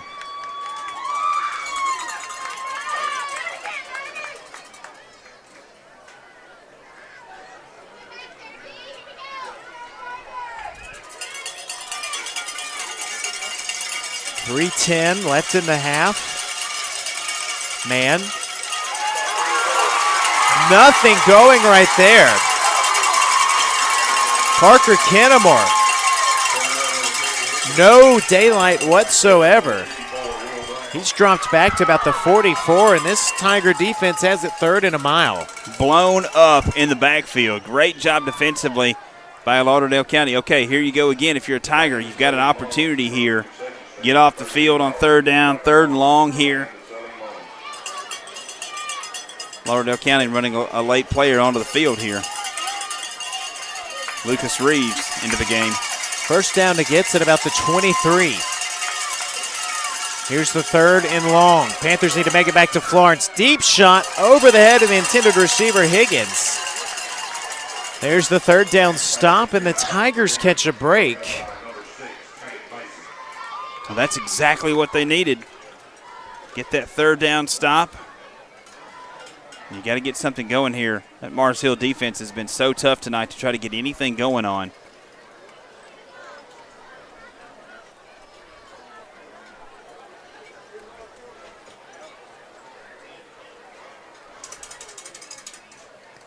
Punt is a high one. Look at this. Hops at the 10. It's high to the 5. Back forward. 2:11 left in the half. Lauderdale County gets the football back to start the second half. You're right within striking distance. Do you have enough time to go do something? Well, you know, their bread and butter here is the ground game, but you've got to try something you'd think through the air here. I don't remember Lauderdale County using a timeout.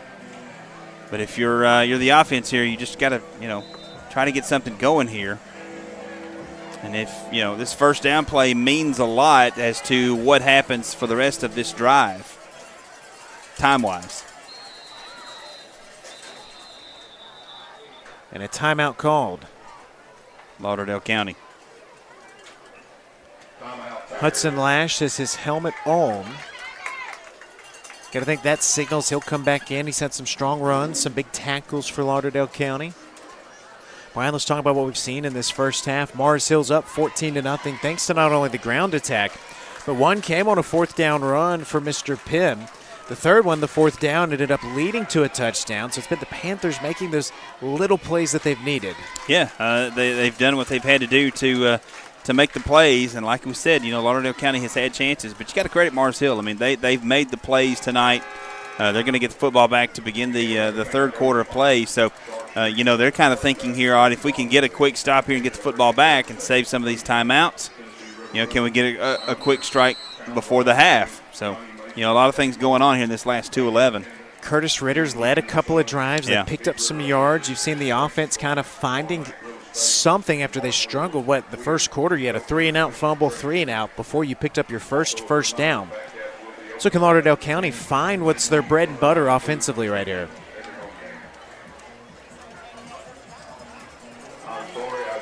Here we go, 2:11 left in the half. Tigers back at their own 6. And if you're Mars Hill, can you get off the field quick enough to maybe have a shot at something? Yeah. First play of this drive, the give near side, wrapped up by Matthew McIntyre. No gain. It's 2nd and 10. Now, interesting here at Mars Hill, not using the timeout here on first down. See if they do that here on second down. If Lauderdale County doesn't get a first down here, looks like Lauderdale County is going to be content to use a lot of this clock here, not in any hurry. First time we've seen Matthew McIntyre get in on the action. Final 90 seconds of the first half. Quick pitch out left, sprinting towards the sideline. It's Mason. He finds the corner, 1:15 left. You've got a manageable 3rd down right here. Now Mars Hill will burn the timeout.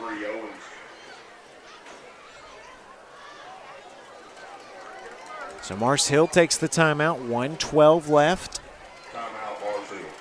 You're looking at a 3rd and 3 or 4 right here. If you're Mars Hill, Brian, you're thinking about getting off the field. And if you're Lauderdale County, are you wanting to get that first down through the ground or through the air? Well, it'll be interesting. A couple of times tonight, Lauderdale County, I think, has missed a couple of open receivers, little drag routes across the formation. That may be something they try to dial up here and see if they can catch an underneath receiver open. Mars Hill's got to be awake for something like that here. You don't want anybody to get past you in the secondary. Look at the great turnout here for this Region 8 Juggernaut bout. Robert Earl Grisham Stadium. Sam Camp producing, directing, doing a great job. He is. Love it. Pushing a lot of buttons over here. He's I've been the busy watching one. in amazement. I'm watching him do this, and he's the master telestrator, magician, whatever you want to call him here tonight. He's got 3 different monitors working. He needs about buttons 3 more hands. that I don't know. Me too. I keep thinking, can I do something to help? Big third down right here. Don't be touching any buttons.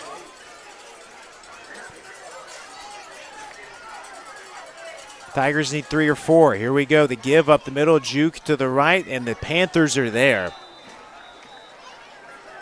Penn, one of a handful of Mars Hill players there. 1 yard, maybe 2 yards. 63 seconds left. And now Mars Hill, 1 timeout in the back pocket. 1:03 left. Lauderdale County set to punt it away. We'll see what Mars Hill does if they do get this football right here. They've taken a couple of shots downfield here tonight. Lauderdale County has defended them pretty well, so we'll see what happens if they get the football back.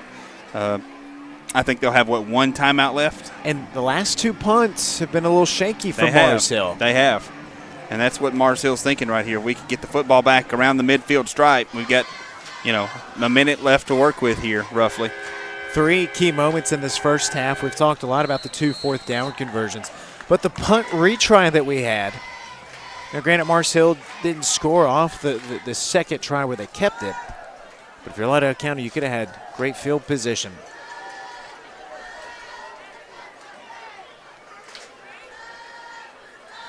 Fourth and 1. Higgins stands at his own 40. Heels on the 40. Jackson Ham ready to punt. Gets down the high snap. Shallow punt. Higgins lets it bounce sideways, shy of the 50. 55 seconds left. Panthers have it from the 47. 1 timeout in the back pocket. Is there enough time to do something? How aggressive do you want to get here? I mean, you've had great success on the ground with Caden Chandler and Jackson Penn tonight from Mars Hill. Do you give them a couple of shots here early? You've still got, I think, at least 1 timeout in your pocket.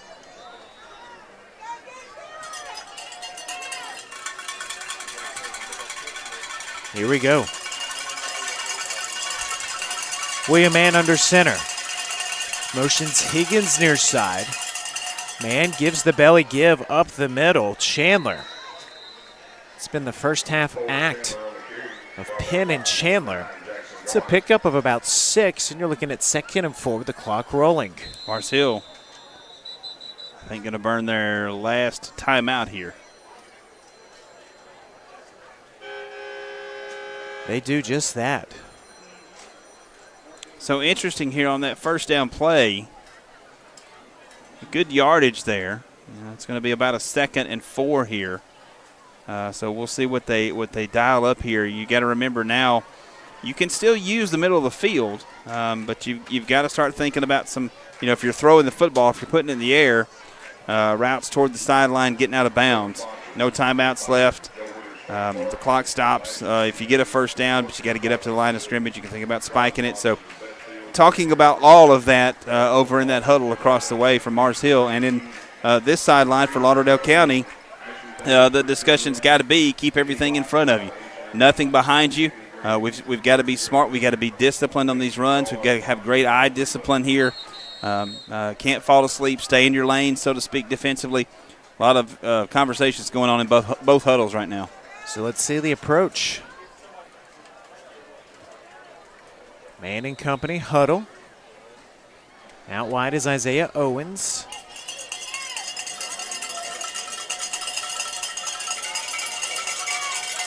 Single safety right now. 2nd and 4. Higgins the motion man. Play action fake to the air. Pressure arrives. Deep shot. Pass complete. Right around the 25-yard line. It's Jackson Penn. 34 seconds left. Clock stops. Quarterback lost his shoe. He had to pause momentarily to put the shoe back on. Look at this. He gets ready to throw it, and there's 4 Tigers in his face. Yeah, and still completes the pass. Quickly back to the line. Croc rolling. Handoff to Penn. Cuts up the middle. Head full of steam. Falls forward across the 20 down to the 18. Clock rolling after the gain of 8. Lauderdale 18 County seconds left. Missed him in the backfield. Man hustles up down to 15. He gets the spike down. So it's 2nd and short. 13.3 seconds left.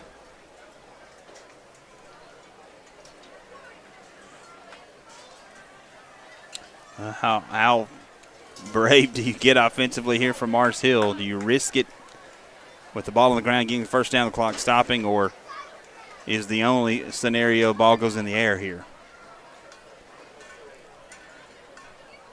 William Mann just had his best completion of the night. 13 seconds left. No timeouts on the road. Trying to get revenge off the team that won the region championship from you last year. 3rd and short. Mann on the rollout. Takes the deep shot for the end zone. Has a man just out in front of Isaiah Owens with 9 seconds left. We round up here on X Sports. Well, a great job by the Lauderdale County defense. I love rolling the quarterback away from the pressure there because Lauderdale County was able to get to the quarterback and put a little pressure on him. Now the throw is just wide of the receiver that you see there, but here's the field goal attempt. What do you got on this, Brian? About 35, what about 34 yards? Yeah. From the right hash, Parker Kennemore. Snap, hold, kick. Does it have the distance? It does. 34 yards. Mars Hill gets points and leaves just a few ticks on the clock. Impressive clock management from Darrell Higgins using the timeouts on Lauderdale County's drive. 1 timeout. You get great field position. You had the big completion to Jackson Penn from William Mann. That's a great way to end the half for Mars Hill. Now for Lauderdale County, 3 seconds left. The half will pretty much end on this kick, but you're going to get the football back to start the second half. A lot of football left to be played in this one, and just one big play away from getting back into it. And that's the conversation at halftime. We've had opportunities here, kind of shot ourselves in the foot a couple of times, had one bad break go against us, whatever happened on the punt, whatever that was. And but we're down 3 scores, down 17 here. So you talk about that at halftime. You're going to get the football to begin the second half, and the first 5 minutes of that second half are key to any football game for both sides. Parker Kennemore ready to kick it off after he just hit the field goal.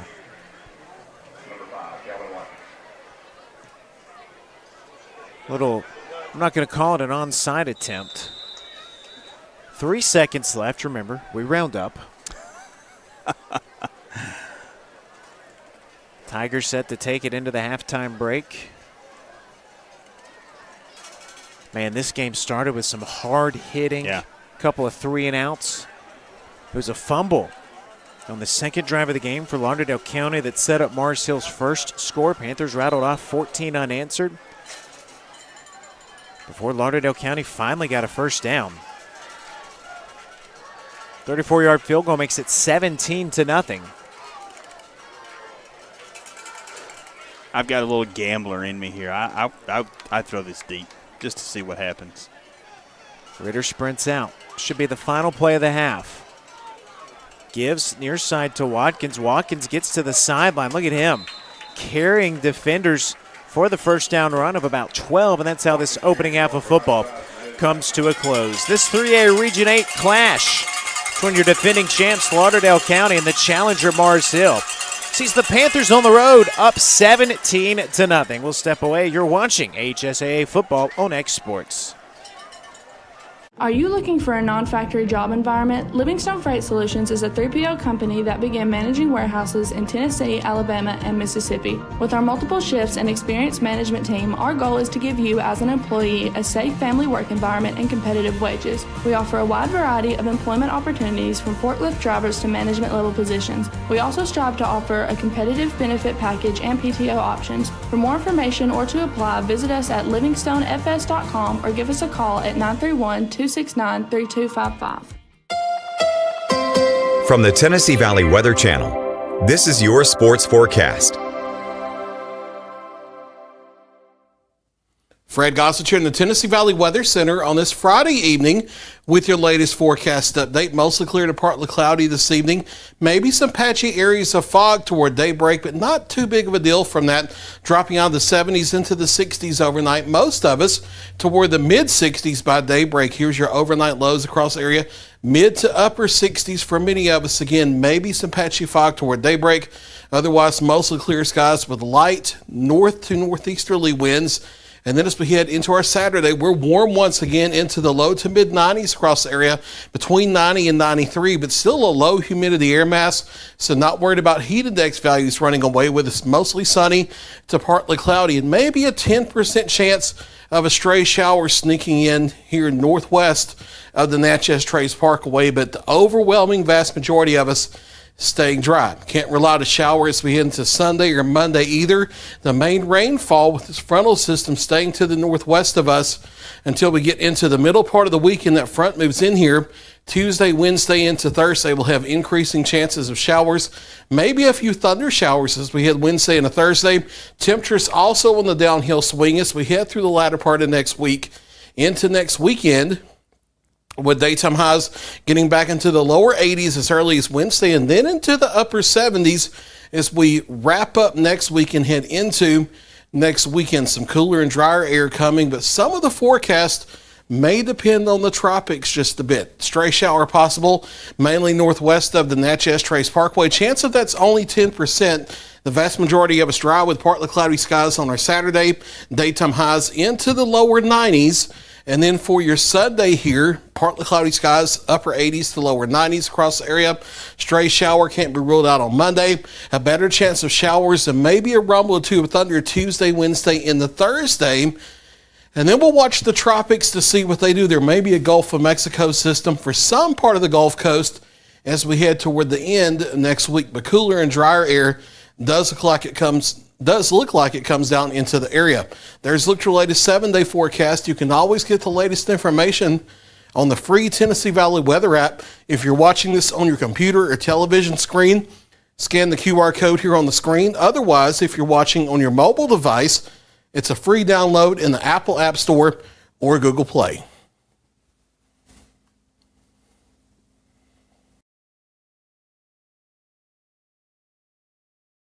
Hey, this is Phil Hooper. Get the look you want for your favorite school, church, or business with apparel from HD Ink Screen Printing in Leoma, Tennessee.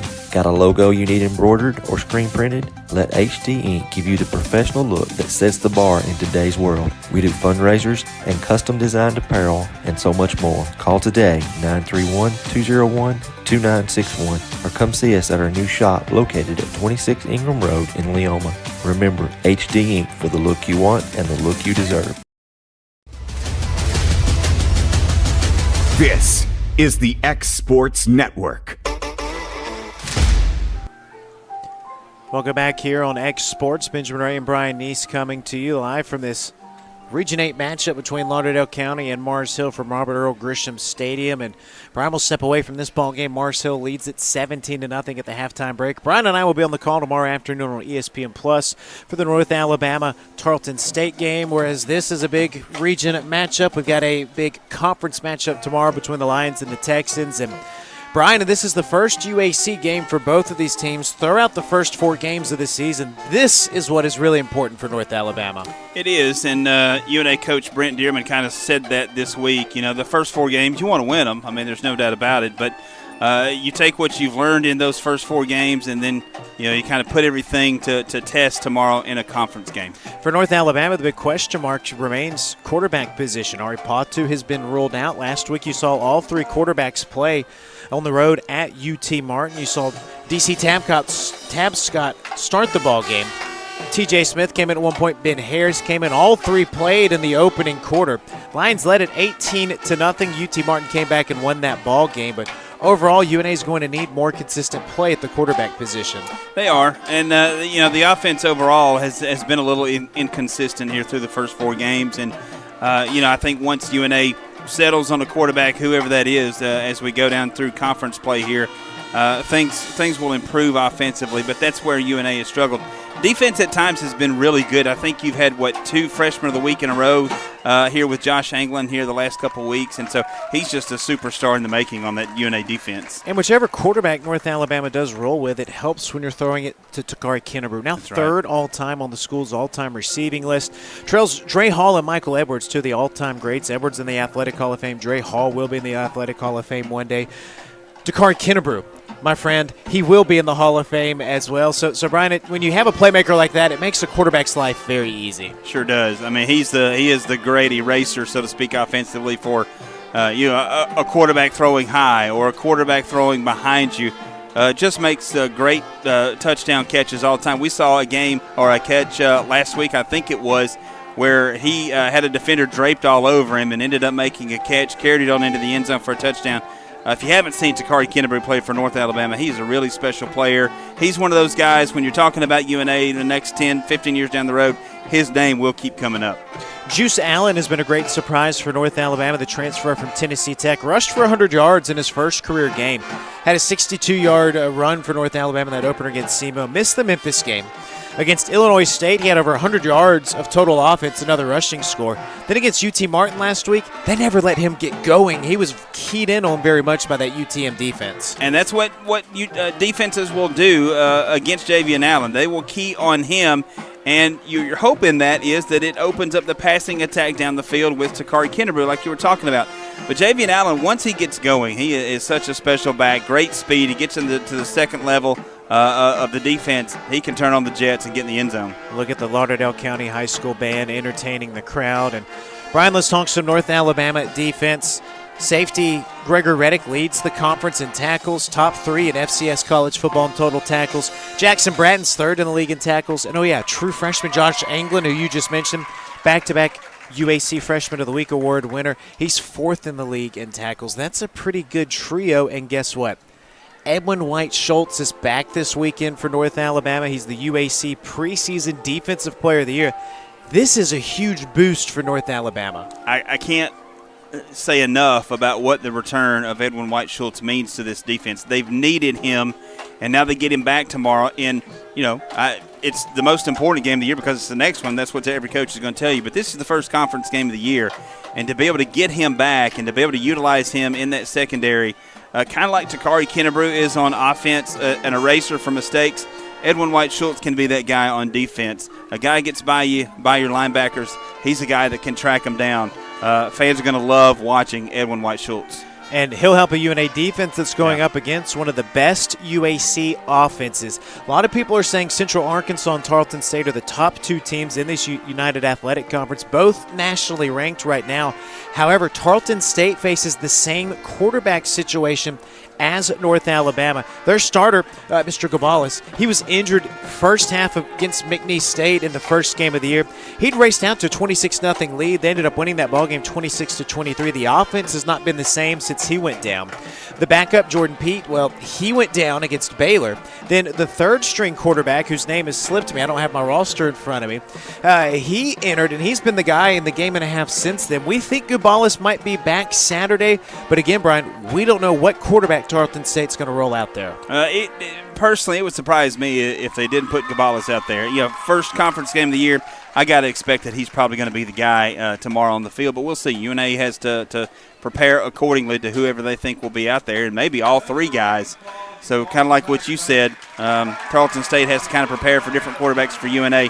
Same scenario for UNA defensively. And he's got a pair of backs that he'll work with. Kayvon Britton. Kayvon Britton was the preseason UAC Offensive Player of the Year. He's the second leading rusher behind former UNA standout Shunderick Powell, who now plays at Central Arkansas. But they returned all 5 starters back on the offensive line, and they have leaned heavily on that ground attack in the absence of their starting quarterback. And, kind of the same thing that UNA has faced offensively. A little bit inconsistent Tarleton State has been this year. So they're looking, kind of the same thing to get going offensively. Maybe getting a quarterback back will help them tomorrow as well. But we'll see. They've got some kinks to work out offensively as well. Then they've got Darius Cooper, who's one of the best wide receivers in the UAC. They think he's got a shot at playing at the next level. They got another wide receiver, number 7. He went off last year against North Alabama over 200 yards receiving. So much like North Alabama, they've got great playmakers all around him. They do. This is a game tomorrow where, depending on what happens, it could be an offensive outburst at Brawley tomorrow. It's setting up to be a fun one indeed. Last year, North Alabama led by double digits on 2 separate occasions over Tarleton State, and that's been the big key for North Alabama, playing a full 4-quarter ball game. And Brian, you like being at home for this one. Fourth quarter has been a problem for UNA this year. They haven't been able to get it done. UNA has led in the majority of their games since the Division I era began. So that fourth quarter has been a problem, and it's been a problem this year as well. North Alabama and Tarleton State. 6 o'clock kick from Brawley Stadium. You can catch Brian and I on the call. ESPN will actually kick it off at about 6:02 p.m. We're looking forward to being back at Brawley this Saturday. Come out and join us or tune in for this one. Let's take a timeout. Mars Hill leads Lauderdale County at the halftime break, 17-0. You're watching this Class 3A Region 8 matchup on X Sports. There's a reason owners Tyler and Cindy McDowell chose the name In Service for their towing business. They did because it's their goal to be in service for you on the day that you need them the most. In-Service Towing is now known far and wide for their response time because minutes matter when you're broken down. Or their 24/7 availability, you can call them anytime for service. Their professional team with years of experience and their fairness, plus their know-how in dealing with the unexpected. But the thing that In-Service is known best for is how they treat their customers, and that's like family. When you need them, call them 931-843-9098. Oliver Wellness and Massage, located in Pulaski, Tennessee, is your premier spa for massage therapy, salt therapy, IV therapy, tanning, and much more. Stay relaxed, look your best, and feel good at Oliver Wellness, located at 1187 West College Street, Pulaski, Tennessee, or contact Haley at 931-309-0462 or schedule your appointment online at 931massage.com.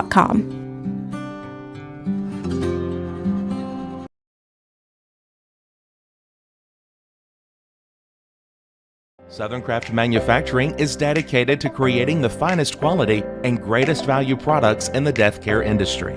Southern Craft has perfected blending old world craftsmanship with modern manufacturing technologies to create a full line of steel, wood, and corrugated caskets. Family owned and operated for over 30 years, Southern Craft is now looking to hire local and regional truck drivers, welders, and production workers, each with great starting pay and a benefits package. For more information, visit southerncraftmfg.com.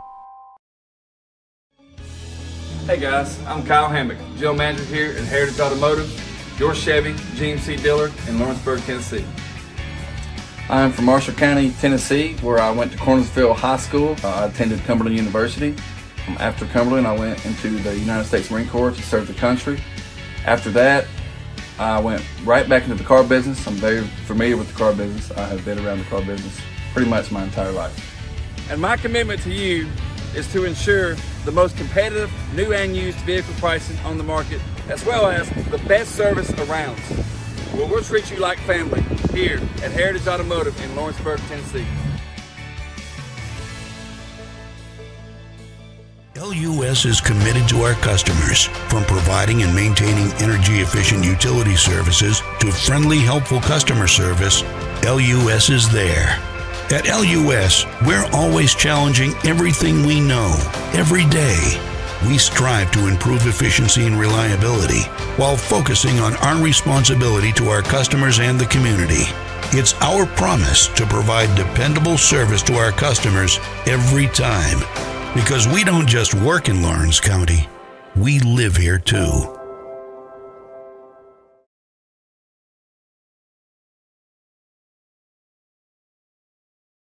Top quality equipment rentals at the right price. It's not too good to be true at Rent Right Equipment and Sales. We guarantee clean, reliable products that are up to your standards. Our family-owned business has been doing that for more than 40 years. Let our friendly and knowledgeable staff take care of you from purchase to maintenance. Saws, drills, lifts, mowers, generators, you name it, we've got it. Stop by and see our inventory today, located on Buffalo Road in Lawrenceburg. Swap and Shop Center in Lawrenceburg is your go-to stop to complete your home, business, a combination of both, or really anything you can think of. With one of the region's biggest selection of bedroom furniture, name brand mattresses, recliners, living room and dining room suites, accents for the home or office, quality name brand appliances, and did I mention Swap and Shop services what they sell? This is family owned and operated business at its best. And the best part is, they'll treat you like family too. We got bedroom suites, mattresses, dining room suites, appliances, outdoor equipment, mowers, and more. See us at the Swap and Shop Center in Lawrenceburg, Tennessee. A moment in real estate with my dad, Jeff Hood. You know, I get asked a lot about what the market's going to do. How's the real estate market? I've been selling real estate for a long time. And nobody has a crystal ball. And you know what? When it's your time to buy or your time to sell, it really doesn't matter what the market's doing. It's your time, and you have to do something maybe. What makes a difference is the agents and the experience that go to work for you. We're Keller Williams Hood Company, located here in Lawrenceburg, Tennessee. We can help. Hood Company, powered by Keller Williams, the #1 name in real estate.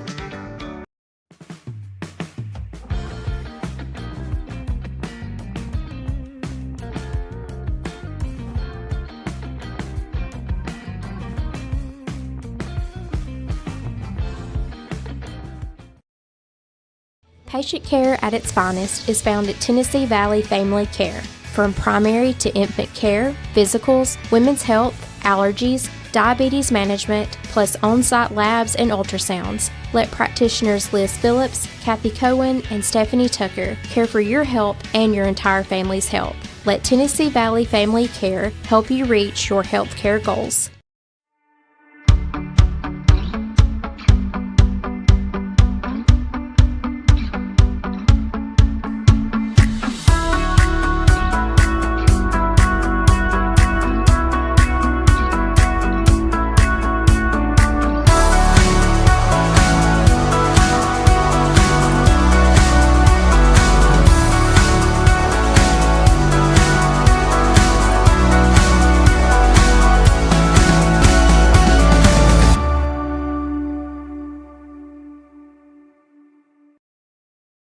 Make your property rock and roll with services from G&S Excavating, specializing in white sand, compost, mulch, topsoil, landscape gravel, and steel landscape edging. Turn to the pros who know how to make your project shine with years of experience.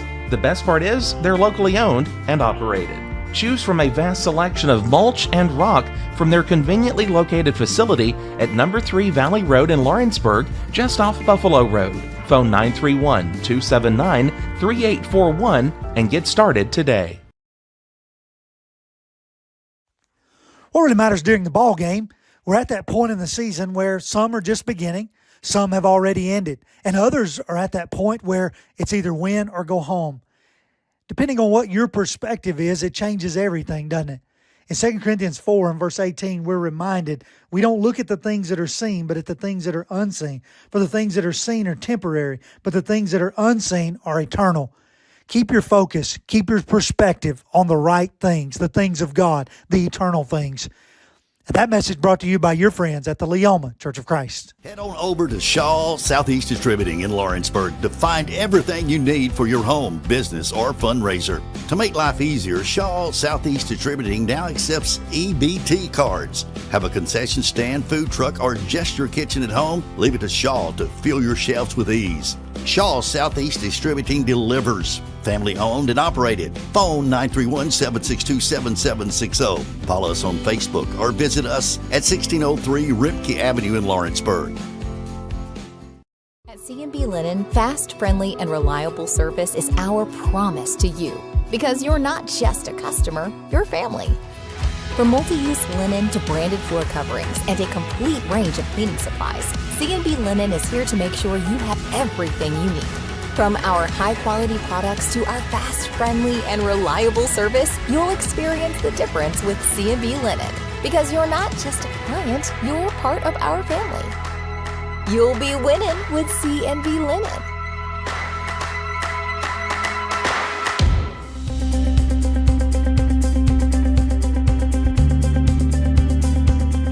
Arctic Air keeps your home or business comfortable.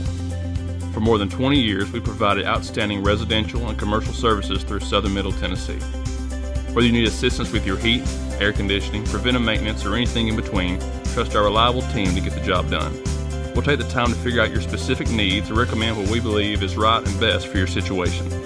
We've been using Arctic Air for over 15 years now. Their service is great, they're here when we need them, and their prices are competitive. They take the worry out of the heat and air so I don't have to. Arctic Air. When you need us, we'll be there.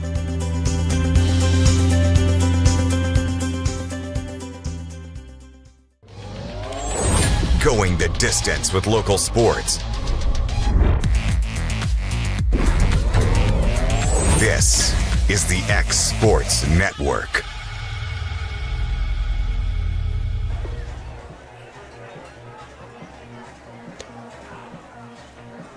We're back with you here at Robert Earl Grisham Stadium in Rogersville, Alabama. Benjamin Ray and Brian Neese coming to you live on X Sports. We appreciate you tuning in for this first ever AHSAA football broadcast by X Sports, venturing down from Lawrenceburg, Tennessee into North Alabama. Brian, let's talk about what we saw in that first half. Mars Hill, 17 points, and it really started with some Lauderdale County miscues with the fumble on the second drive of the game. Yeah, it did. That's kind of the story of the first half there for Lauderdale County.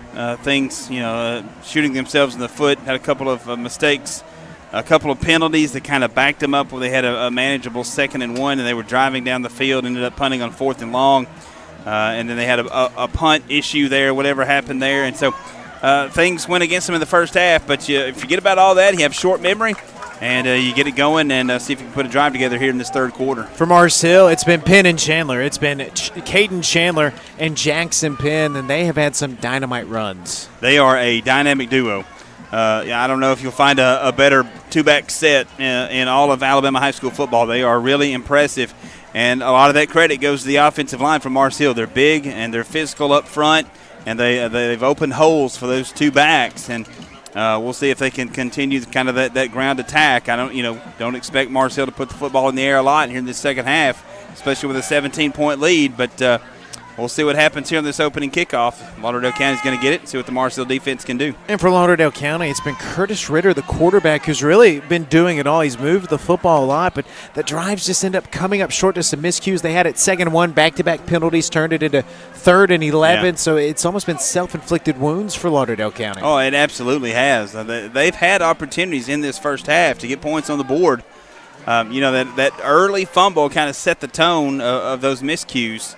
And they've got to, like we said, short memory, put all that behind you, come out like it's nothing, and let's go. Lauderdale County gets the football first.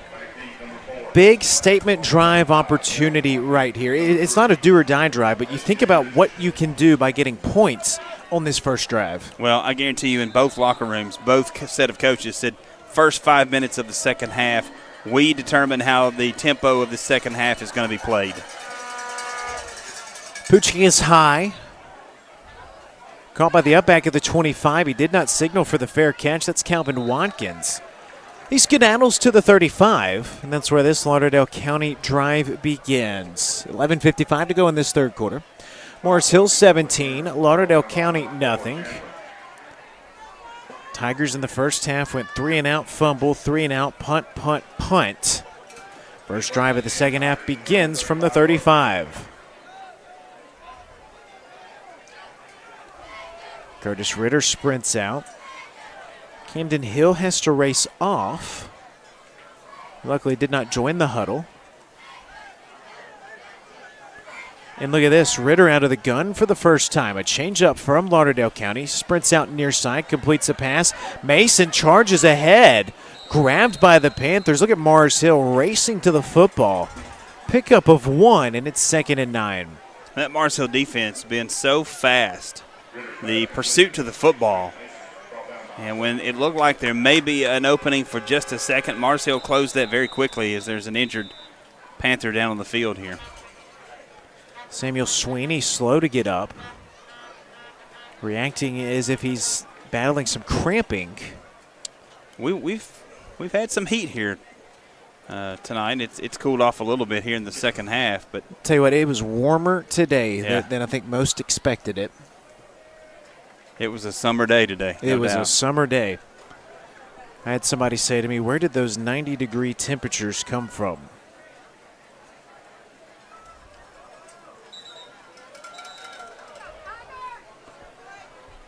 Drive continues, 2nd and 8 after the completion.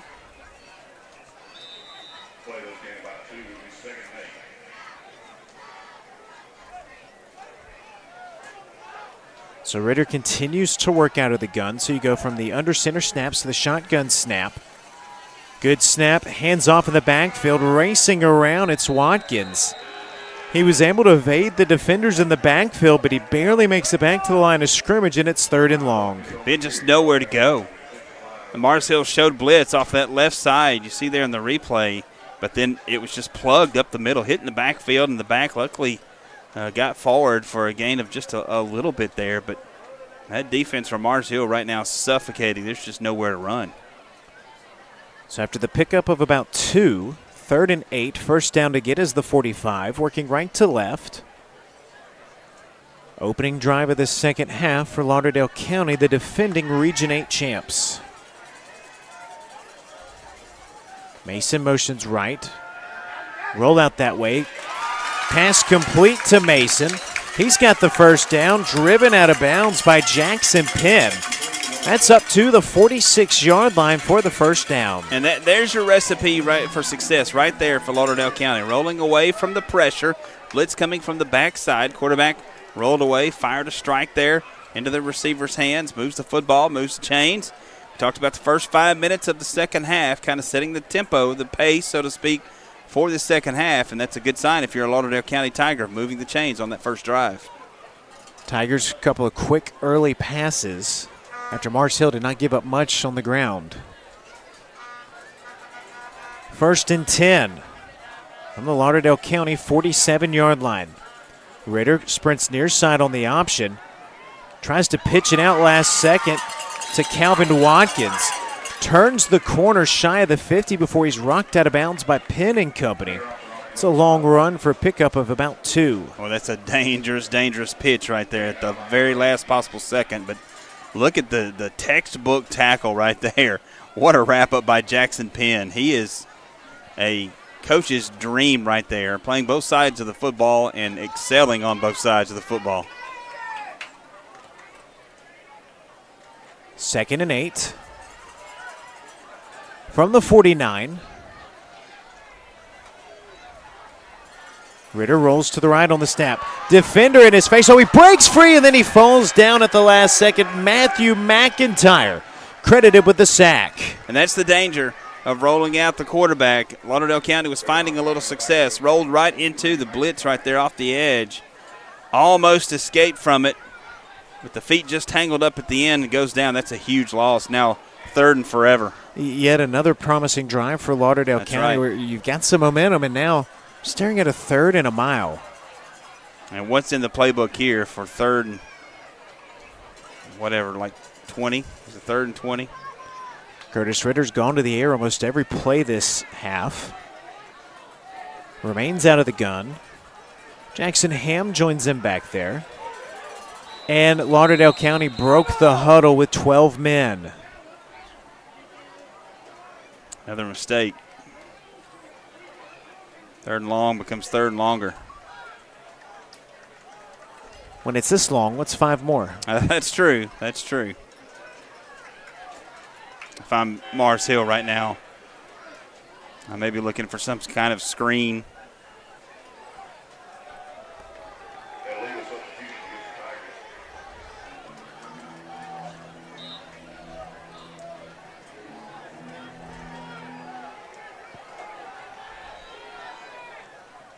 Here we go. There's the screen. Out near side to Mason. Mason makes one move, and again, gang tackled. And this Mars Hill defense is head hunting up to the 35, and it's 4th down. Watch the pursuit of the football right here. There's 2, 3, 4, and a 5th guy catching up to it. 5 guys pursuing the football, and the 3 or 4 of them in on the tackle right there. That is gang tackling and pursuing the football with excellence.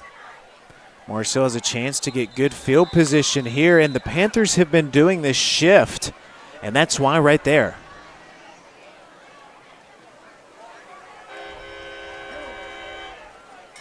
Back it up 5 more yards. So that's 2 penalties and a sack that really derailed this drive. A drive that produced a 1st down.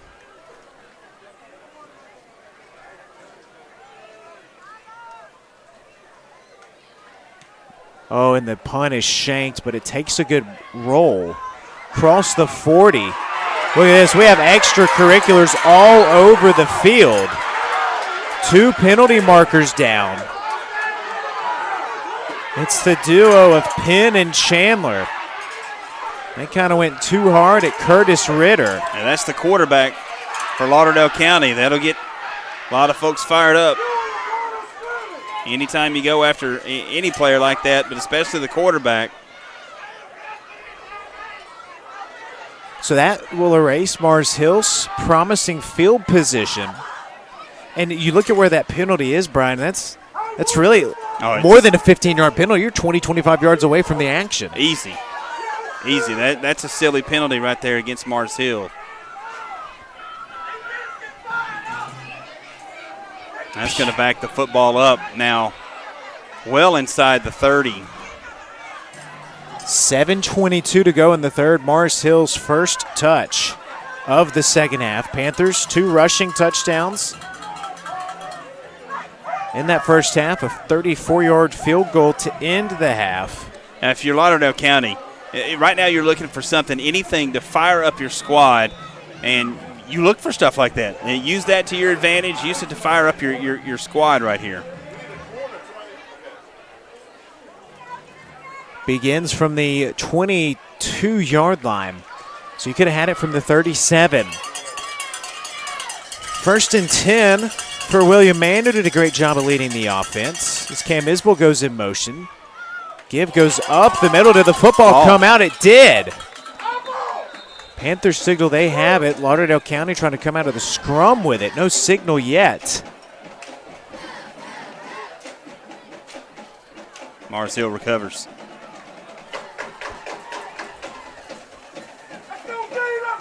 Second and 11. And, that right there is something that Mars Hill has not done tonight. They have not shot themselves in the foot. They have not turned the football over. And a turnover there would have been a huge break for Lauderdale County, but Mars Hill did a great job of jumping back on it. 2nd and 10. Motion man near side. That's Isbell. Man gives left side to Higgins. Higgins breaks out of 1 tackle, sprinting towards the side. That's a nice tackle, but a penalty marker comes down. And might this be a face mask? Certainly looked that way just in live view. We'll get a look at it. Ball going to the far side of the field.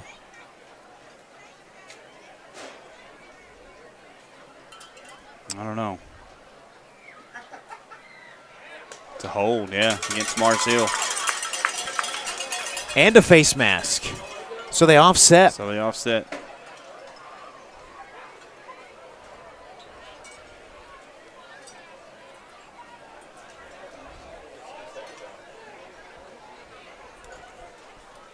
it goes back to what, 2nd down? Didn't expect to see some of these penalties that we've seen tonight from these two teams. Halfway through this third quarter, Isbell motions to the left side of the formation. Man gives to the back. That's Chandler, breaks out of 1 tackle behind the line of scrimmage. Battles his way back for a gain of 1, and nice response from Lauderdale County. It's 3rd and 9. I've seen a little bit more intensity here from the defense here of Lauderdale County. harvest moon at night. What a lovely shot. When you've got Tennessee Valley weather in the house, you're going to get a beautiful moon shot. That is a gorgeous shot right there. Looks like you could reach out there and grab it. It does. It does. It's a big old cookie. Moon cookie. Maybe a moon pie. A moon pie. There Here you we go. Big third down. Man to the air. Cross the middle. Had a man. Could not haul it in. That was Hudson Higgins. And the Tigers open up the half with a big stand. Oh, that's huge for Lauderdale County. The pass was there. Good protection up front. And just a drop there by the receiver. It would have been enough for the first down, I believe, but Lauderdale County going to get the football back here, barring something unforeseen. And a chance to get good field position. Parker Kennemore's had some big punts. And he launches another. From the 35, racing near side is Lash across the 40 to the 45 near boundary, tackled at midfield. Best field position to start a drive for Lauderdale County right here, Brian, and it started with the defense making a loud statement. Sure did. Defense gets the stop, and then you get a good return on that punt. Credit Tank Mason there for a great block downfield from the Tigers. Now, let's find out what this offense is made of here, and can Mars Hill continue their dominant ways defensively?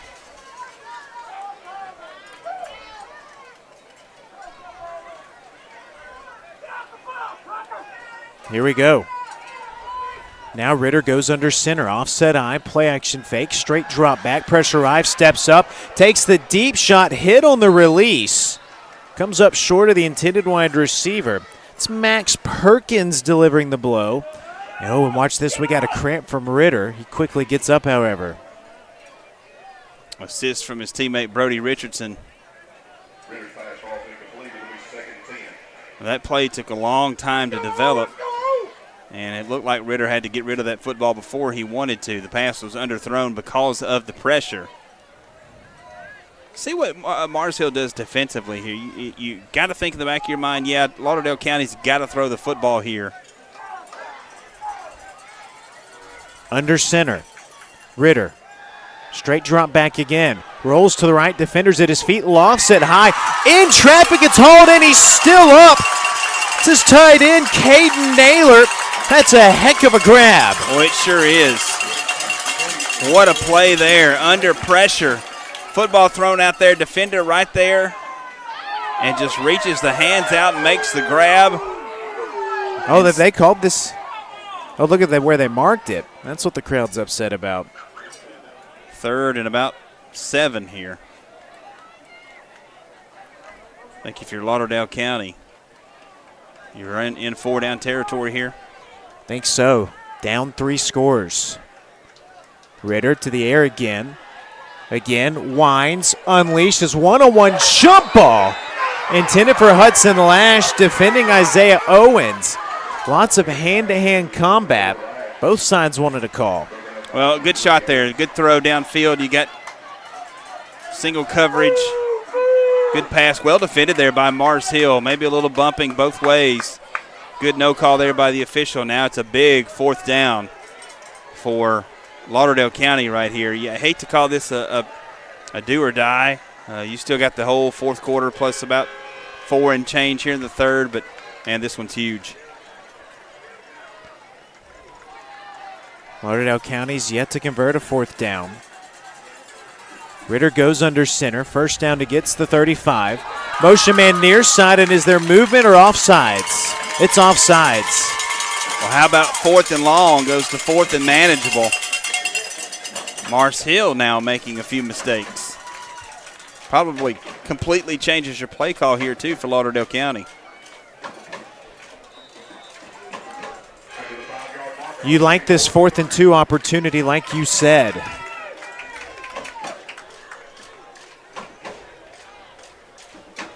Lauderdale County has had some success tonight with a little drag right across the formation.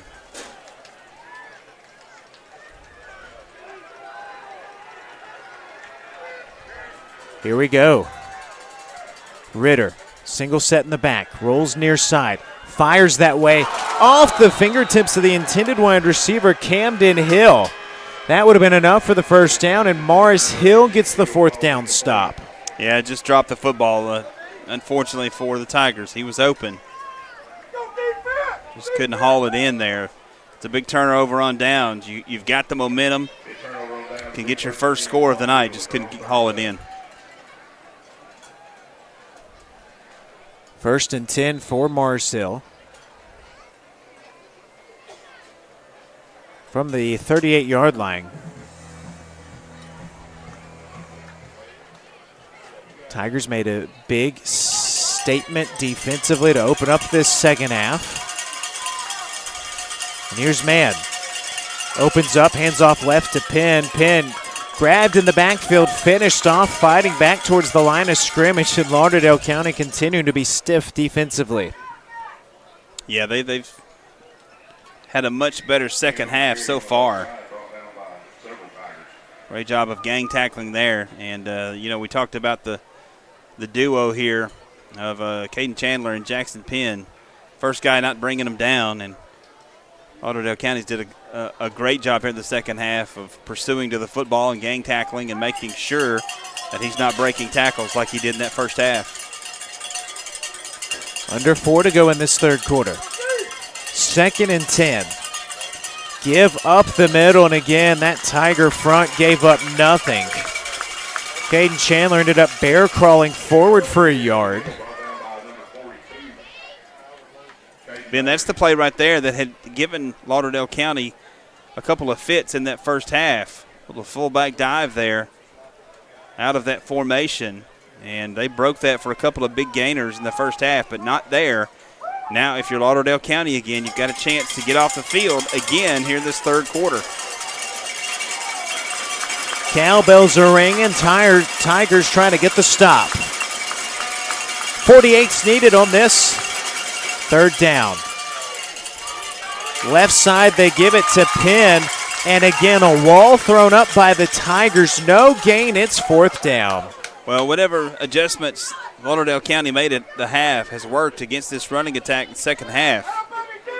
Great job of hanging on to the legs there and bringing him down. Mars Hill's going to punt it away here on this 4th down. Lauderdale County got a pretty good return out of the last punt. We'll see what they do here. Kate Hudson at Lash, ready to return.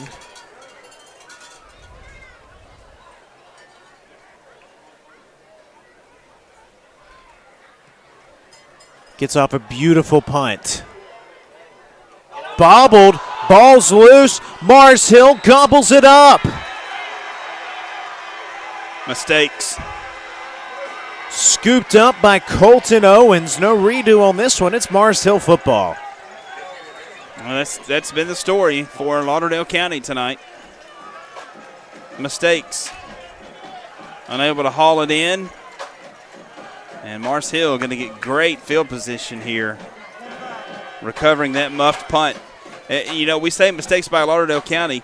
Certainly not discrediting what Mars Hill has done in this game. They have caused some of those mistakes of Lauderdale County. But, wow, great field position here from Mars Hill. Mars Hill has scored off of a Tiger turnover. Can they do it again here? 1st and 10 from the Lauderdale County 21. Power give right side. Chandler tried to cut it back up, hit at the thighs. Oh, and more extracurriculars. Lauderdale County faithful not going to like that. Jackson Penn tangling with Caden Naylor.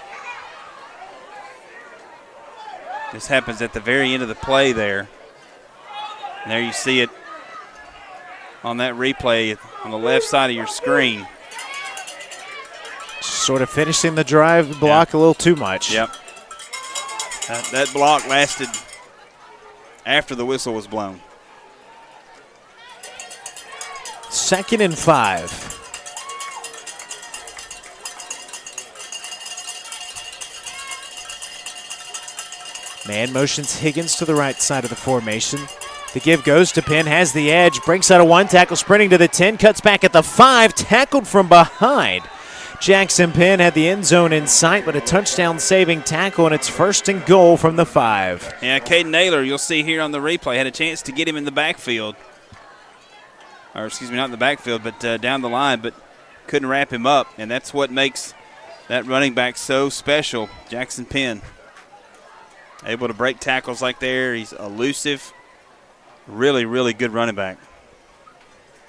Final minute of this third quarter. Mars Hill trying to get the first score of the second half, trying to really open up this ball game. Man has Penn and Chandler in the backfield. It's Chandler on the carry. Steps to the left, carries the ball into the end zone. Touchdown, Morris Hill. Second rushing score of the ball game for Caden Chandler. Yeah, 2 tight end set there from Mars Hill. Not really much left of the imagination to what they were going to do right there. Just power off that left side right there, and they're up 3 scores. PAT pending will make it 24-0. 45 seconds left. Remember, we round up.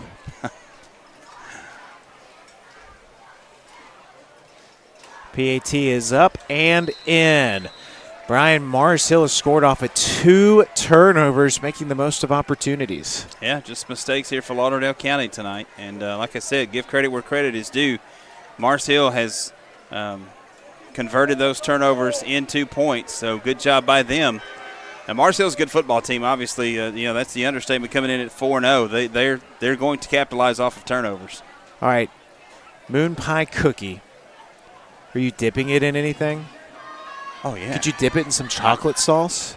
Chocolate sauce? I'm thinking maybe an ice cold glass of milk. Oh. Right? I may have to stop for a little moon pie on the ride home. When Tennessee Valley Weather's teamed up with Exports, you know you're going to get lovely shots like that. You could really reach out and grab that. If you look closely, you can see the man on the moon smiling. Yep, I see that. And thanks for making me hungry, by the way. I appreciate that. I tend to do that a lot. You do. 8 years of working with you, and you've done that a few times. Big kickoff coming up right here. Lauderdale County, Gambrine offensively, a couple first downs, then we go the other way with it. We'll see what happens here. We're still in the third quarter, but my goodness, Lauderdale County has a mountain to climb here against this talented Mars Hill Panther football team. Pooch kick is up. Nobody gets it. Oh, finally, dangerous grab by Camden Hill. Oh, you're taught on that kick return team, you cannot count on the other guy to get to the football. You have to go get it. If it's in your area, you have to go get it. You may think there's another guy around that can have a better shot at getting to it than you do. Don't think that. You are the one that has to go get the football.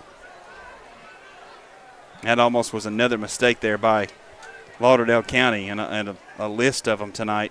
That one would have been another one, but they were able to grab that one. Tigers almost have to be perfect to close this game out. Down 3 scores. 44 seconds left. We round up. Slow snap back. Ritter comes near side, rolls to the right now. Men on his heels, tucks to run as he crosses the line of scrimmage. Penalty marker comes down. Helmet off on the line of scrimmage. Will Brown. Penalty marker down in the area. Let's see what this could be. And a hold against Lauderdale County, and that's certainly tough when you've got the quarterback scrambling. So easy to reach out and grab somebody, and that's exactly what happened there.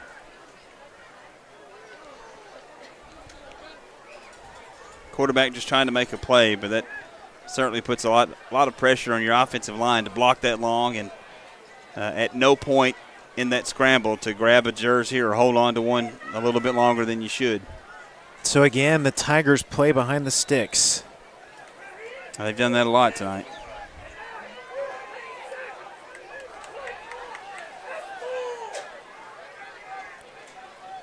Here's the give, right side. Here's an alley, chance for the first down and more at midfield into Mars Hill territory over another defender down the sideline.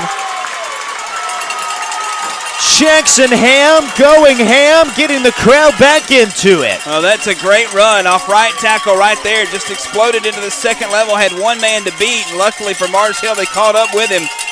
Well, that's a boost of energy and ignites that sideline for Lauderdale County. Longest run from scrimmage for Lauderdale County. Man, you're behind the sticks by a mile. Now you run it a mile into Mars Hill territory. Closing ticks here in this third quarter. Curtis Ritter Play action fake. Man in his face, dumps off underneath, pass complete across the 35, still going to the 20. It's Brody Richardson hauling it in, and that's how this third quarter comes to a close. Lauderdale County on the move. Can the Tigers make it interesting? It's Mars Hill with one third quarter score. Tigers at home, trailing the Panthers by a score of 24-20 in this Class 3A Region 8 battle. We'll step away. You're watching X Sports.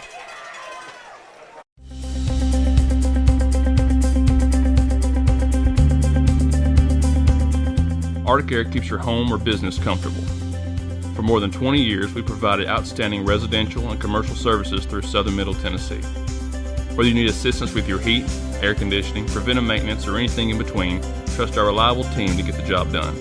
We'll take the time to figure out your specific needs and recommend what we believe is right and best for your situation. We've been using Arctic Air for over 15 years now. Their service is great, they're here when we need them, and their prices are competitive. They take the worry out of the heat and air so I don't have to. Arctic Air. When you need us, we'll be there.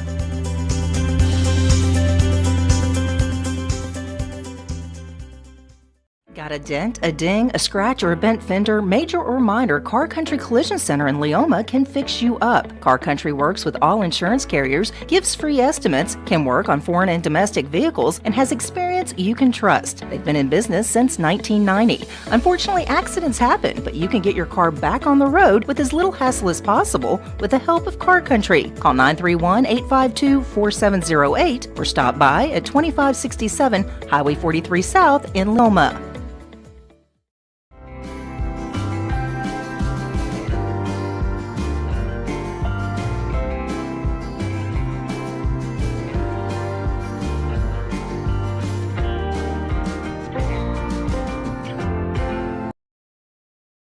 Welcome to Employee Resources Credit Union, where you're more than just a number, you're family. We provide financial solutions that rise above those of traditional banks. With roots stretching back to 1964, we've served 4 generations during constant industry changes. We're known for our low fees and incredible rates. Join us and experience the credit union difference. ERCU, not for profit, for service.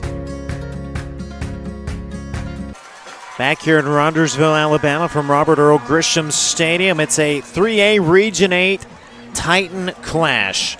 Mars Hill leads it 24-0. Panthers led it at the halftime break 17-0, a single score in the third period. But Brian, Lauderdale County's trying to get some momentum. Third quarter, they started finding it. Can they carry it over into the fourth? All you need is a shot of momentum to get back into the game, get a score, and get your defense fired up. A lot of football left in this fourth quarter. Ritter back under center. A couple of big plays on this drive. Here's a give towards the right side. Hard-nosed running, stepping out of one tackle, sprinting to the 10, down to the 5, diving for the end zone, down at the 1. Brody Richardson has Lauderdale County in business right here. Well, I tell you what, fantastic running. Look off this right side. The play's over right there, and he just steps through that tackle and then fights his way down to the goal line. Don't you know he's saying, give it to me again? Yes, sir, he is. You know that. Will Brown has to come out. If you're Lauderdale County, are you starting to think about your 2-point play as well? You are, and you got to have some urgency here on offense. Get the play call and get to the line of scrimmage. First and goal from the 1. Ritter, the plunge, the scrum, the push. Is it enough? And somehow Brody Richardson comes away with the football. He hands it to the official. They pop the confetti cannons. Touchdown, Tigers. Well, they've been holding on to those cannons for a while. They get to pop them finally. Lauderdale County on the board. The second effort right there. And I'll tell you what, cannons are still going off. He just kind of took that football away I was from Curtis Ritter. Yeah. He said, hey, I got your help, buddy. Picked up his classmate. Ritter might have been in, too. It's close. You're right. They're going to argue about that one when they watch the game film. Hey, man, that's my touchdown. That was mine, yeah. I didn't need your help. Trying to keep pace with the 24 points Mars Hill has. Ritter on the rollout in the 2-point try. Fires for the pylon. Penalty marker comes down. Jackson Penn defending. Hudson Lash over in the area. That may be a defensive hold in the end zone or pass interference. Yep.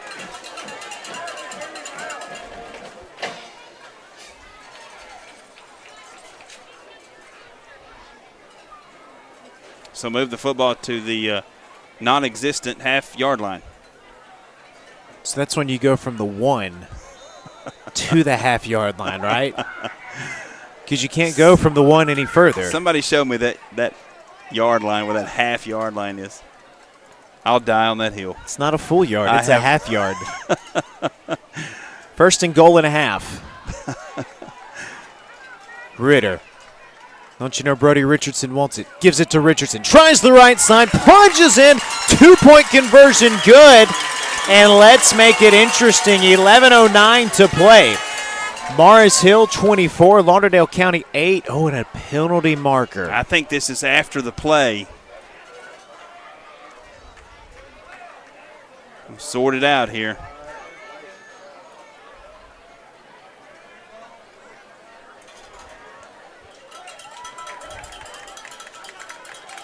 So the try is good. It'll be a dead ball personal foul against Lauderdale County. I was thinking, do you go for the onside after that? You got momentum, but after that penalty, you got to let your defense go do what they've been doing. Yeah, I mean, put it back in your defensive hands. They've obviously made some adjustments at the half against this running attack. But, man, another mistake for Lauderdale County here. You would think that kicking the football off a little bit deeper here would give Mars Hill good field position.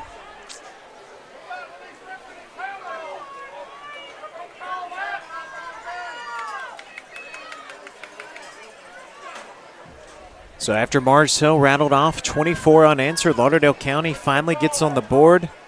Crowd getting back into it. You got the confetti firing.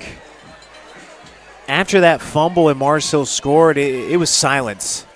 Yes, it was. And that touchdown brought some life back into it. And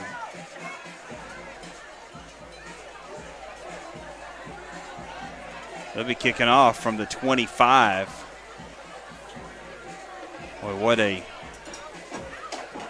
unfortunate turn of events for Lauderdale County. 11:09 left in this ball game. Clock working in the favor of Mars Hill. And for the Panthers, they lost this game a season ago in their home stadium. Lauderdale County won the region, snapped Mars Hill's streak of 5 straight region championships, snapped Mars Hill's 32-game region win streak. Panthers have remembered what that felt like. I think that might have been mentioned a time or two in practice this week. Here's Carson Brown ready to kick it off.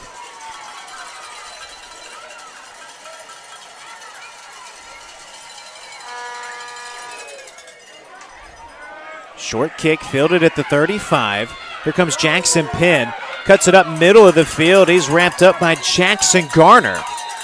Tigers trying to strip that football. And how will Mars Hill respond? First time the Panthers have given up points since Colbert County scored 21 in the 45-21 win. They shut out Sheffield last week. So after the shutout, 3 quarters here tonight.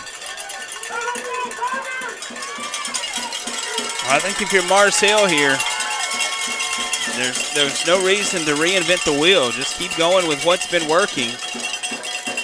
I mean, they had a great ground attack in that first half, and I know, Lauderdale County has kind of stuck it to them defensively, but I don't change anything, especially with the clock down to 11 minutes here. Here's William Mann and company. Cowbells are ringing. The give goes right side to Chandler, and look at him just hit at the line of scrimmage, carries it forward for pickup of about 4 down to the 49. I still say, though, if you're Mars Hill, you see the defensive stop here by Lauderdale County, I mean, you get in this situation, and sometimes you have the tendency to do something different. But you look at that play right there, even with them being hit at the line of scrimmage, they still went forward for 4 yards. So if you're the Panthers here, no reason to do anything different than what you're already doing. Clock, the ally of the Panthers. Man in no hurry. Hands off right side to Penn, cuts up around the corner, jukes again, runs into his own blocker, regathers his feet, look at him go down the far sideline. Touchdown saving tackle by Hudson Lash, and again Jackson Penn burst loose. That duo backfield is too talented to be hemmed up like that very long. And you kind of had that feeling that Mars Hill was going to bust one. And they do right there. A score here, and it'll put this one out of reach. Penn has one rushing score. Chandler has a pair. 10 minutes going on the clock. 24-8 the score. Mars Hill trying to answer Lauderdale County's touchdown.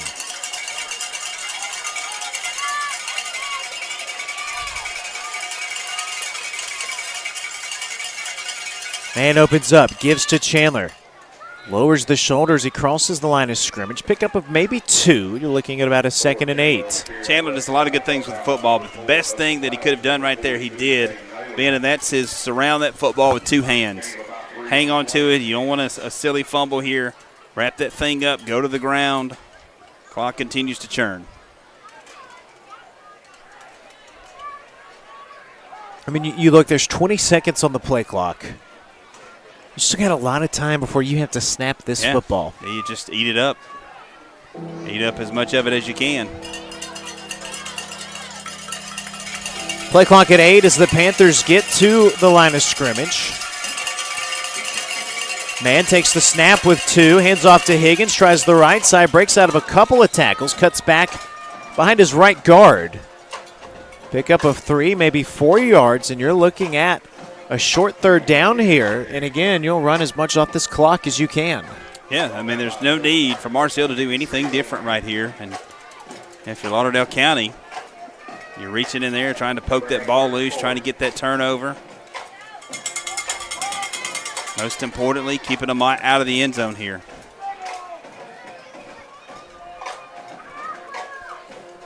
Mars Hill doing a great job of clock management here. Breaking the huddle with 9 seconds. That's perfect. That's perfect.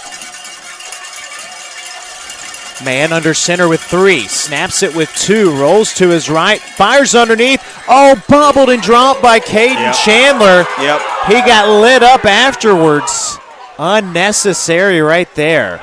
Got to keep your emotions in check. It's been a physical contest. Both teams have been delivering blows, but you can't do that.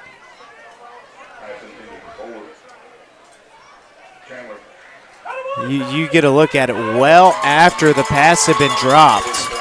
And that was your 3rd down stop. That was it. That's right. That was your 3rd down stop. You had it 4th down. And, almost impossible to keep Mars Hill out of the end zone when they've got the ball inside the 5-yard line. If Mars Hill scores, this will be their 4th score of the game, and you could go back on each of those drives and find the one play for Lauderdale County that aided Mars Hill.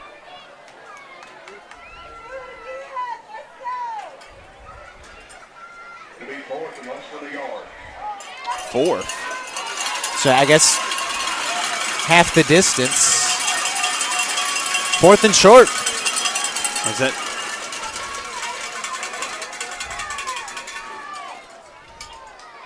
I guess since got a timeout on the field.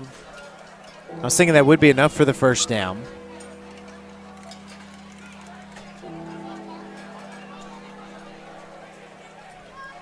So you don't want to say the game comes down to this play because 8 minutes, we've seen crazy things happen, but this 4th down, it's almost a championship-making 4th down. Well, if you're Mars Hill, it's either 8 or 4 getting the football here. Or, you could always go with QB sneak straight ahead, but it's inside the 5-yard line, right about the 4, and This is a huge play, a tall task for this Lauderdale County defense right here.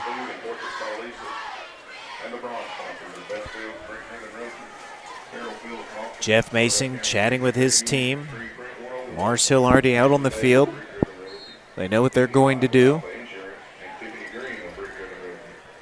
How will the Tigers line it up?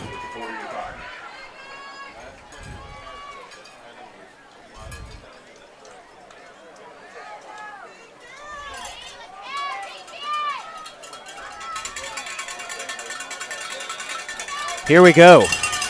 4th and inches. Man, keeper plows forward. Looks like he got enough.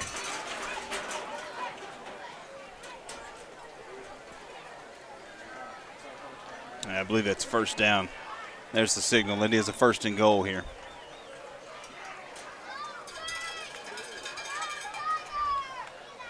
Don't you know those offensive linemen love that moment right there?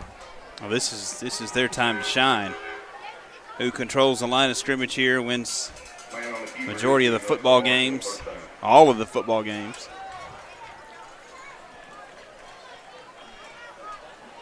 Under 8 minutes to go, and again, now you look at the clock. It's rolling, play clock. Yeah. Still at 20. Mars Hill will be in no rush right here.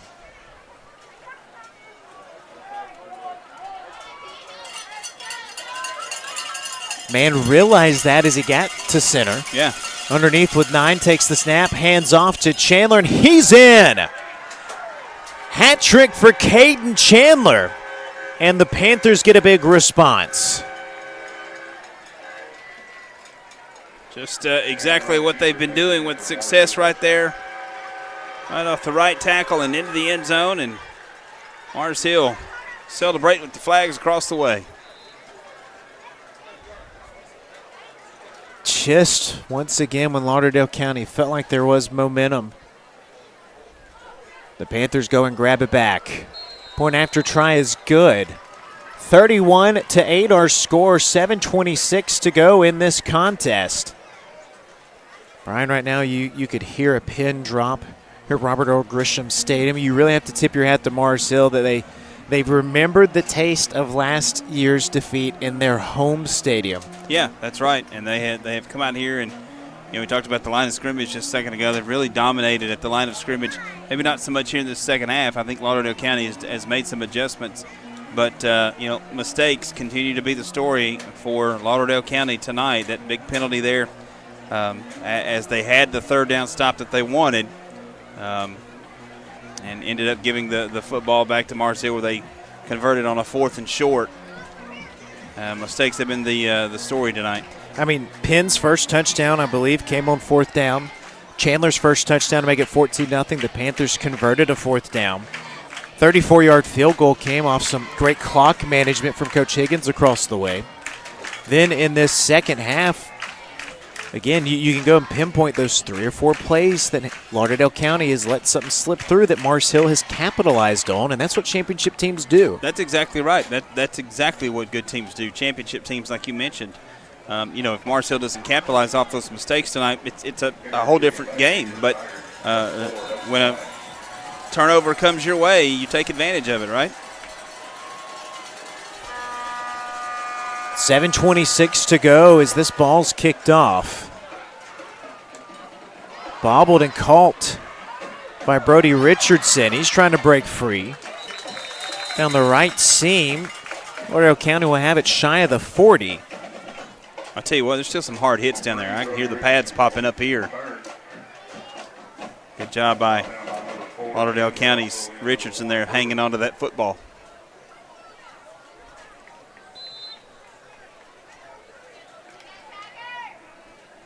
Curtis Ritter and company back out. He's had some big completions in this second half. It's been hard-nosed running from Brody Richardson.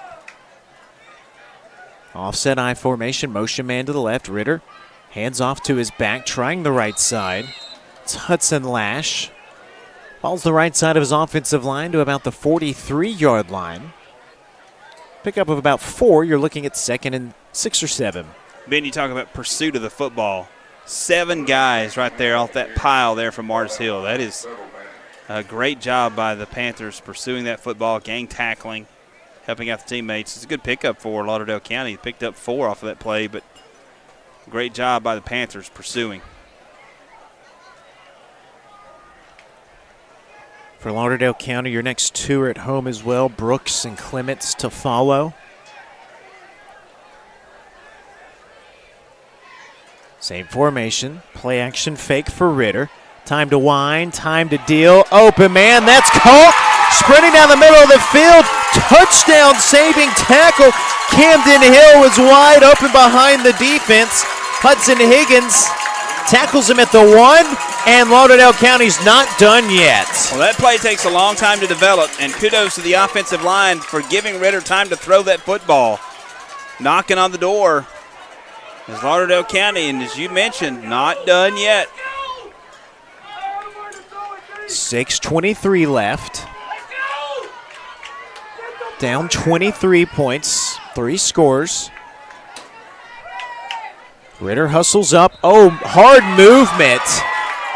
Tell you what, if you're going to jump off sides, Gunner Kirchar, let them know about it.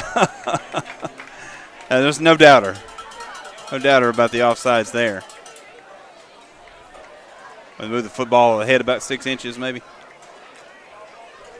As the lineman there, you're just thinking, what the heck, man? Yeah. That was poor Will Brown who had to stand in there. Got to have some urgency here offensively. 6 minutes left. Here's the plunge again. Oh, this is close. I don't know. I don't think so. Okay, it is. Yep. There's the call. That time Curtis Ritter gets in. Unleash the confetti.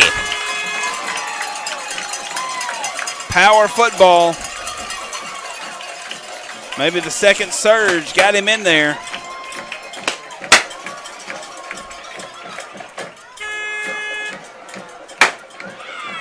So is that the second rushing touchdown, Brian, for Curtis Ritter, or the first?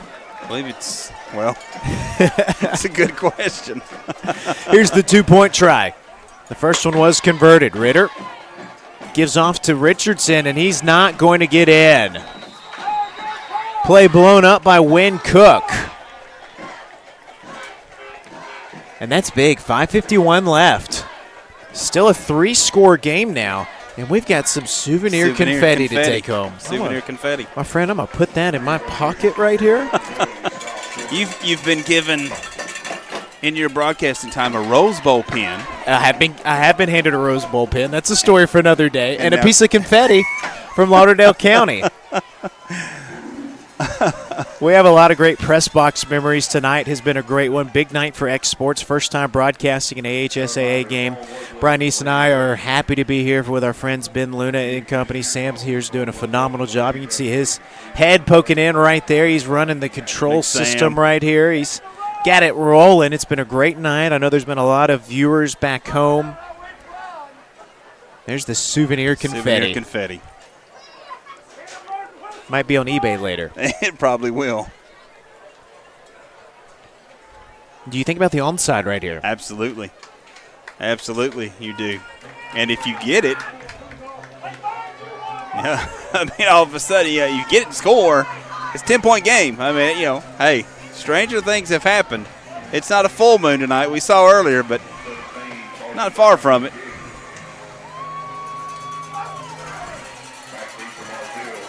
It's a full moon pie night. It is a full moon pie night, yes. What will Carson Brown do? Tries the sidewinder. And the busy man, Caden Chandler, hops on it.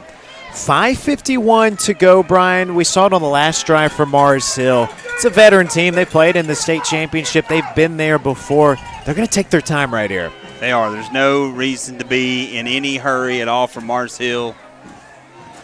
You know, even if you don't move the sticks, okay. Right now the thing you want is for that clock to just keep running and not stop.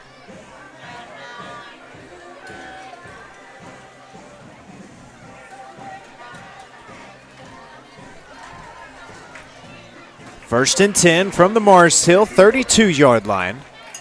And already, look, starting in form, breaking the play clock with 8. Man might have to hurry. It's down to 2-1. Barely gets it off in time. Chandler tries the right side. Steps out of a couple of tackles. Big time stop from the likes of Hudson Lash and Jackson Garner. Pickup of 2, 2nd and 8, but the clock rolls on. That's the key right now for Mars Hill. They are ready to get out of here. And if they get a first down, so be it. But right now the main thing is clock, clock, clock for Mars Hill.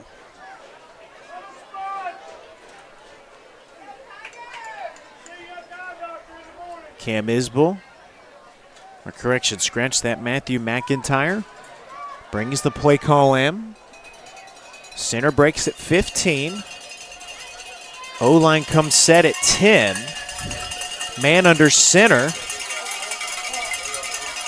at about 5. He's got to go with 2.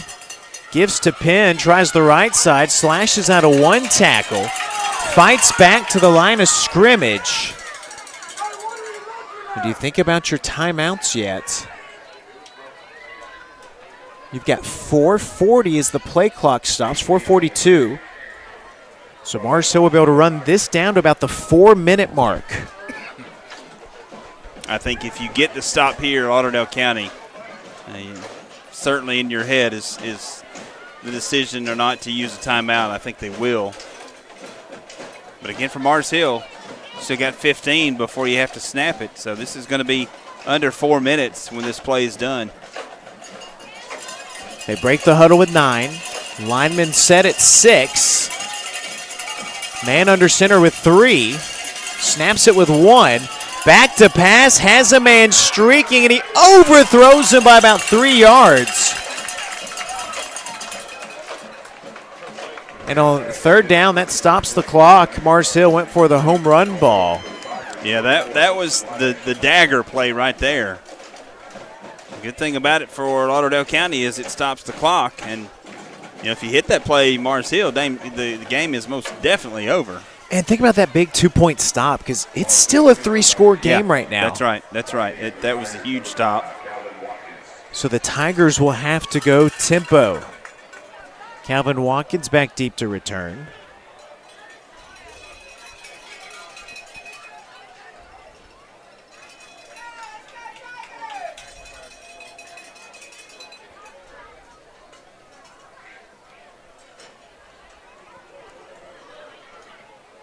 Looks like Mars Hill might take a delay game or call the penalty right here.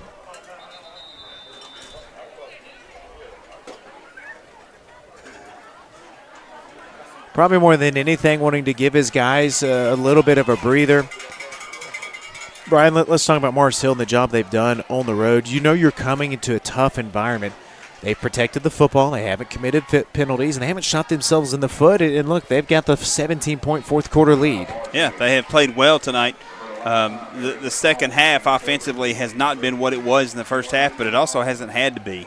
They've done a great job of managing this clock and controlling the game clock, especially here in the fourth quarter. Even though Lauderdale County scored, you got to give credit to Mars Hill. They've done a great job managing the clock, and here we are, less than 4 minutes away from their 5th consecutive win here this season. And they'll have to get one more stop here. If they can do that, then the game's probably over. Defensively, Mars Hill has been very stout, but Lauderdale County has found something. Into the third quarter, into the fourth, but now the clock really working against the Tigers. That's exactly right. The clock is the enemy right now.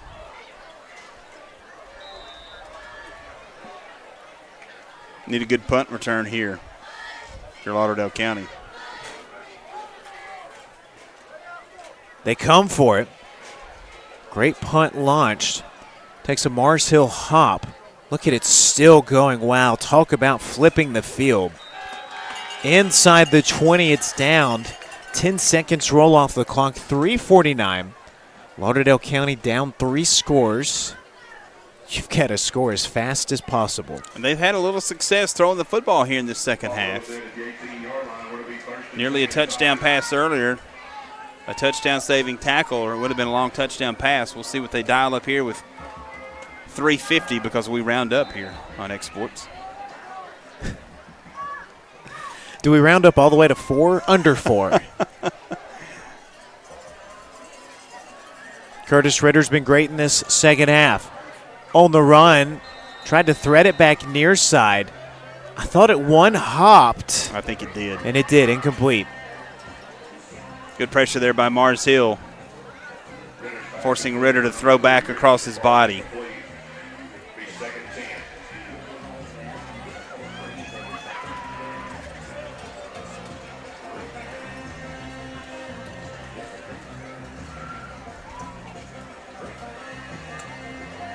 .343 left.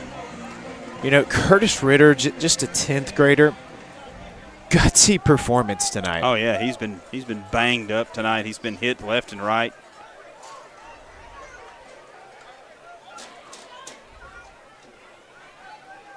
Here he goes under center. Rolls, fires. Deep shot, 2 men there. 3 Panthers converge. Jesse Parker got a paw on it. And it's 3rd down. You mentioned Ritter as a sophomore. Really good, strong arm. That one again throwing across his body a little bit and threw into double coverage there, but the pass was just out of reach and incomplete. Got to see that baseball arm there from Mr. Ritter. He's definitely got it.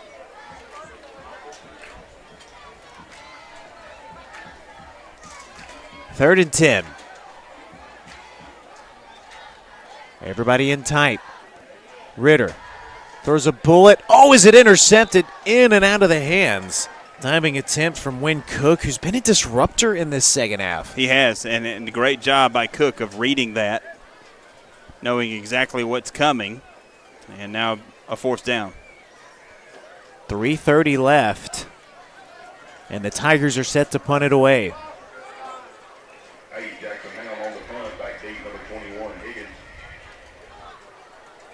Higgins has struggled on 2 punt returns. Panthers come for it. Higgins lets it roll. And Mars Hill will try to work the clock here. 3:23 to go. Panthers with a very resounding 31-14 lead. And you just look at what Mars Hill's done this year. Defeated Madison Academy to start the year, 34-7. Took down Russellville 28-14. Colbert County 45-21. The 62-0 shutout over Sheffield last week on the way to the road win against Lauderdale County. I think the Panthers are letting everyone in 3A and the rest of Region 8 know, hey, we're still here, we're back. Yeah, and Mars Hill's going to have the opportunity to say something about who's there at the end. They've got a chance to do some special things this year with this team they've got. They are something special. William Mann with 5 seconds. Hands off. Hole plugged up the middle. And don't take anything away from what this Lauderdale County defense has done.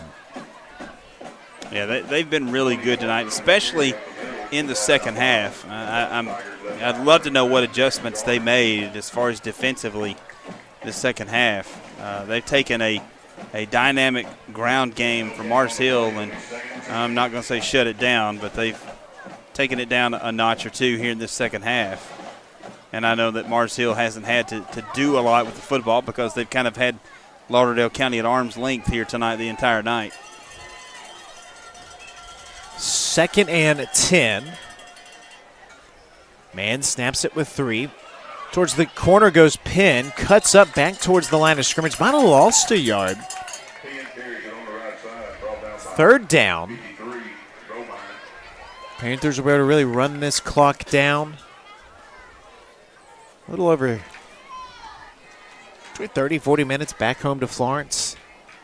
That's about how long it took me. How long did it take you? From where I live, it's about an hour 10, hour 15. Okay. Not bad. You'll get to make that drive again tomorrow. Do it tomorrow. North Alabama and Tarleton State. Hope to see you at Brawley Stadium. If not, you can catch Brian and I on ESPN Plus tomorrow. We'd love to be in with X Sports this evening for the debut of X Sports in HSAA football broadcast. And X Sports they're phenomenal. They do a great job. Little counter misdirection. Higgins comes back near side. It's 4th down, just old school football. It is. Keep it on the ground, keep the clock churning. I don't know how many rushing yards Mars Hill has tonight, but it's a chunk. They'll be able to run this clock down within a minute. Yeah, and we need to credit the offensive line for Mars Hill. They have done a great job tonight paving that path for their backs. That Mars Hill offensive line is big, and they're physical, and they win the battle at the line of scrimmage 9 times out of 10. The tone of this game was set on the first couple of drives. Mars Hill went 3 and out. But then the defense forced the fumble And the heavy hitting started on the opening drive. Lauderdale County is going to be a playoff team. They're going to have a chance to make a run. These two teams showed they're the cream of the crop in Region 8 right now. Yeah, and Lauderdale County, they'll go back, this coming week, look at this game, and, no doubt see the mistakes that they made. They've got some things that, they've got to clean up.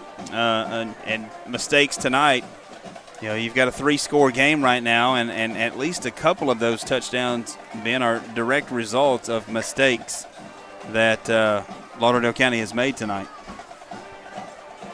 3 rushing touchdowns from Caden Chandler.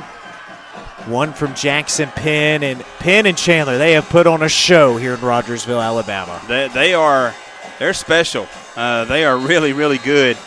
I'll be paying attention to them as we move throughout the rest of the season just to see what kind of numbers they're putting up. They've got the size, they've got the build, and the speed to go along with it. And they are a dynamic duo. And then, you also add into that mix Hudson Higgins, who's a pretty good back in his own right for this Mars Hill team. 53 seconds left. Mars Hill offense stays on the field. Man goes under center. Rolls to the right.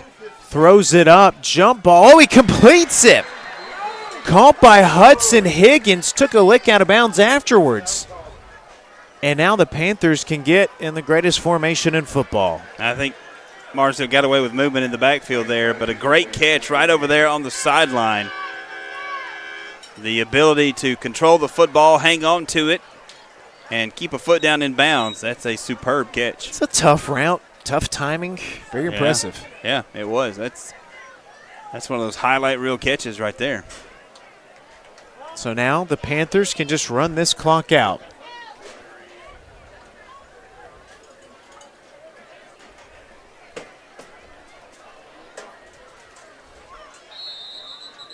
There's the kneel down. We'll have to do it one more time. Yep. Tell you what, 31-14 will end up being our final score. This was a rivalry matchup. It was, and you saw tonight the intensity on the field, and these are two really good teams in this region, and like you said, both of them will have a say toward the end about what happens in this region. There's the final kneel down. They'll wait on the clock to wind all the way down. Panthers begin celebrating. They get their revenge. Lauderdale County won it last year in Florence. Mars Hill returns the favorite this year. And right now, Class 3A Region 8 goes through Mars Hill after this resounding victory on the road. They'll slap hands afterwards. 2 championship caliber teams going toe-to-toe. Brian, impressive outing from Caden Chandler, from Jackson Penn, from William Mann and company. Mars Hill going home to Florence with a big-time region win. Impressed with these two teams here tonight. Mars Hill coming out with the win, but I tell you what, there's 2 pretty good football teams right there shaking hands down on that field.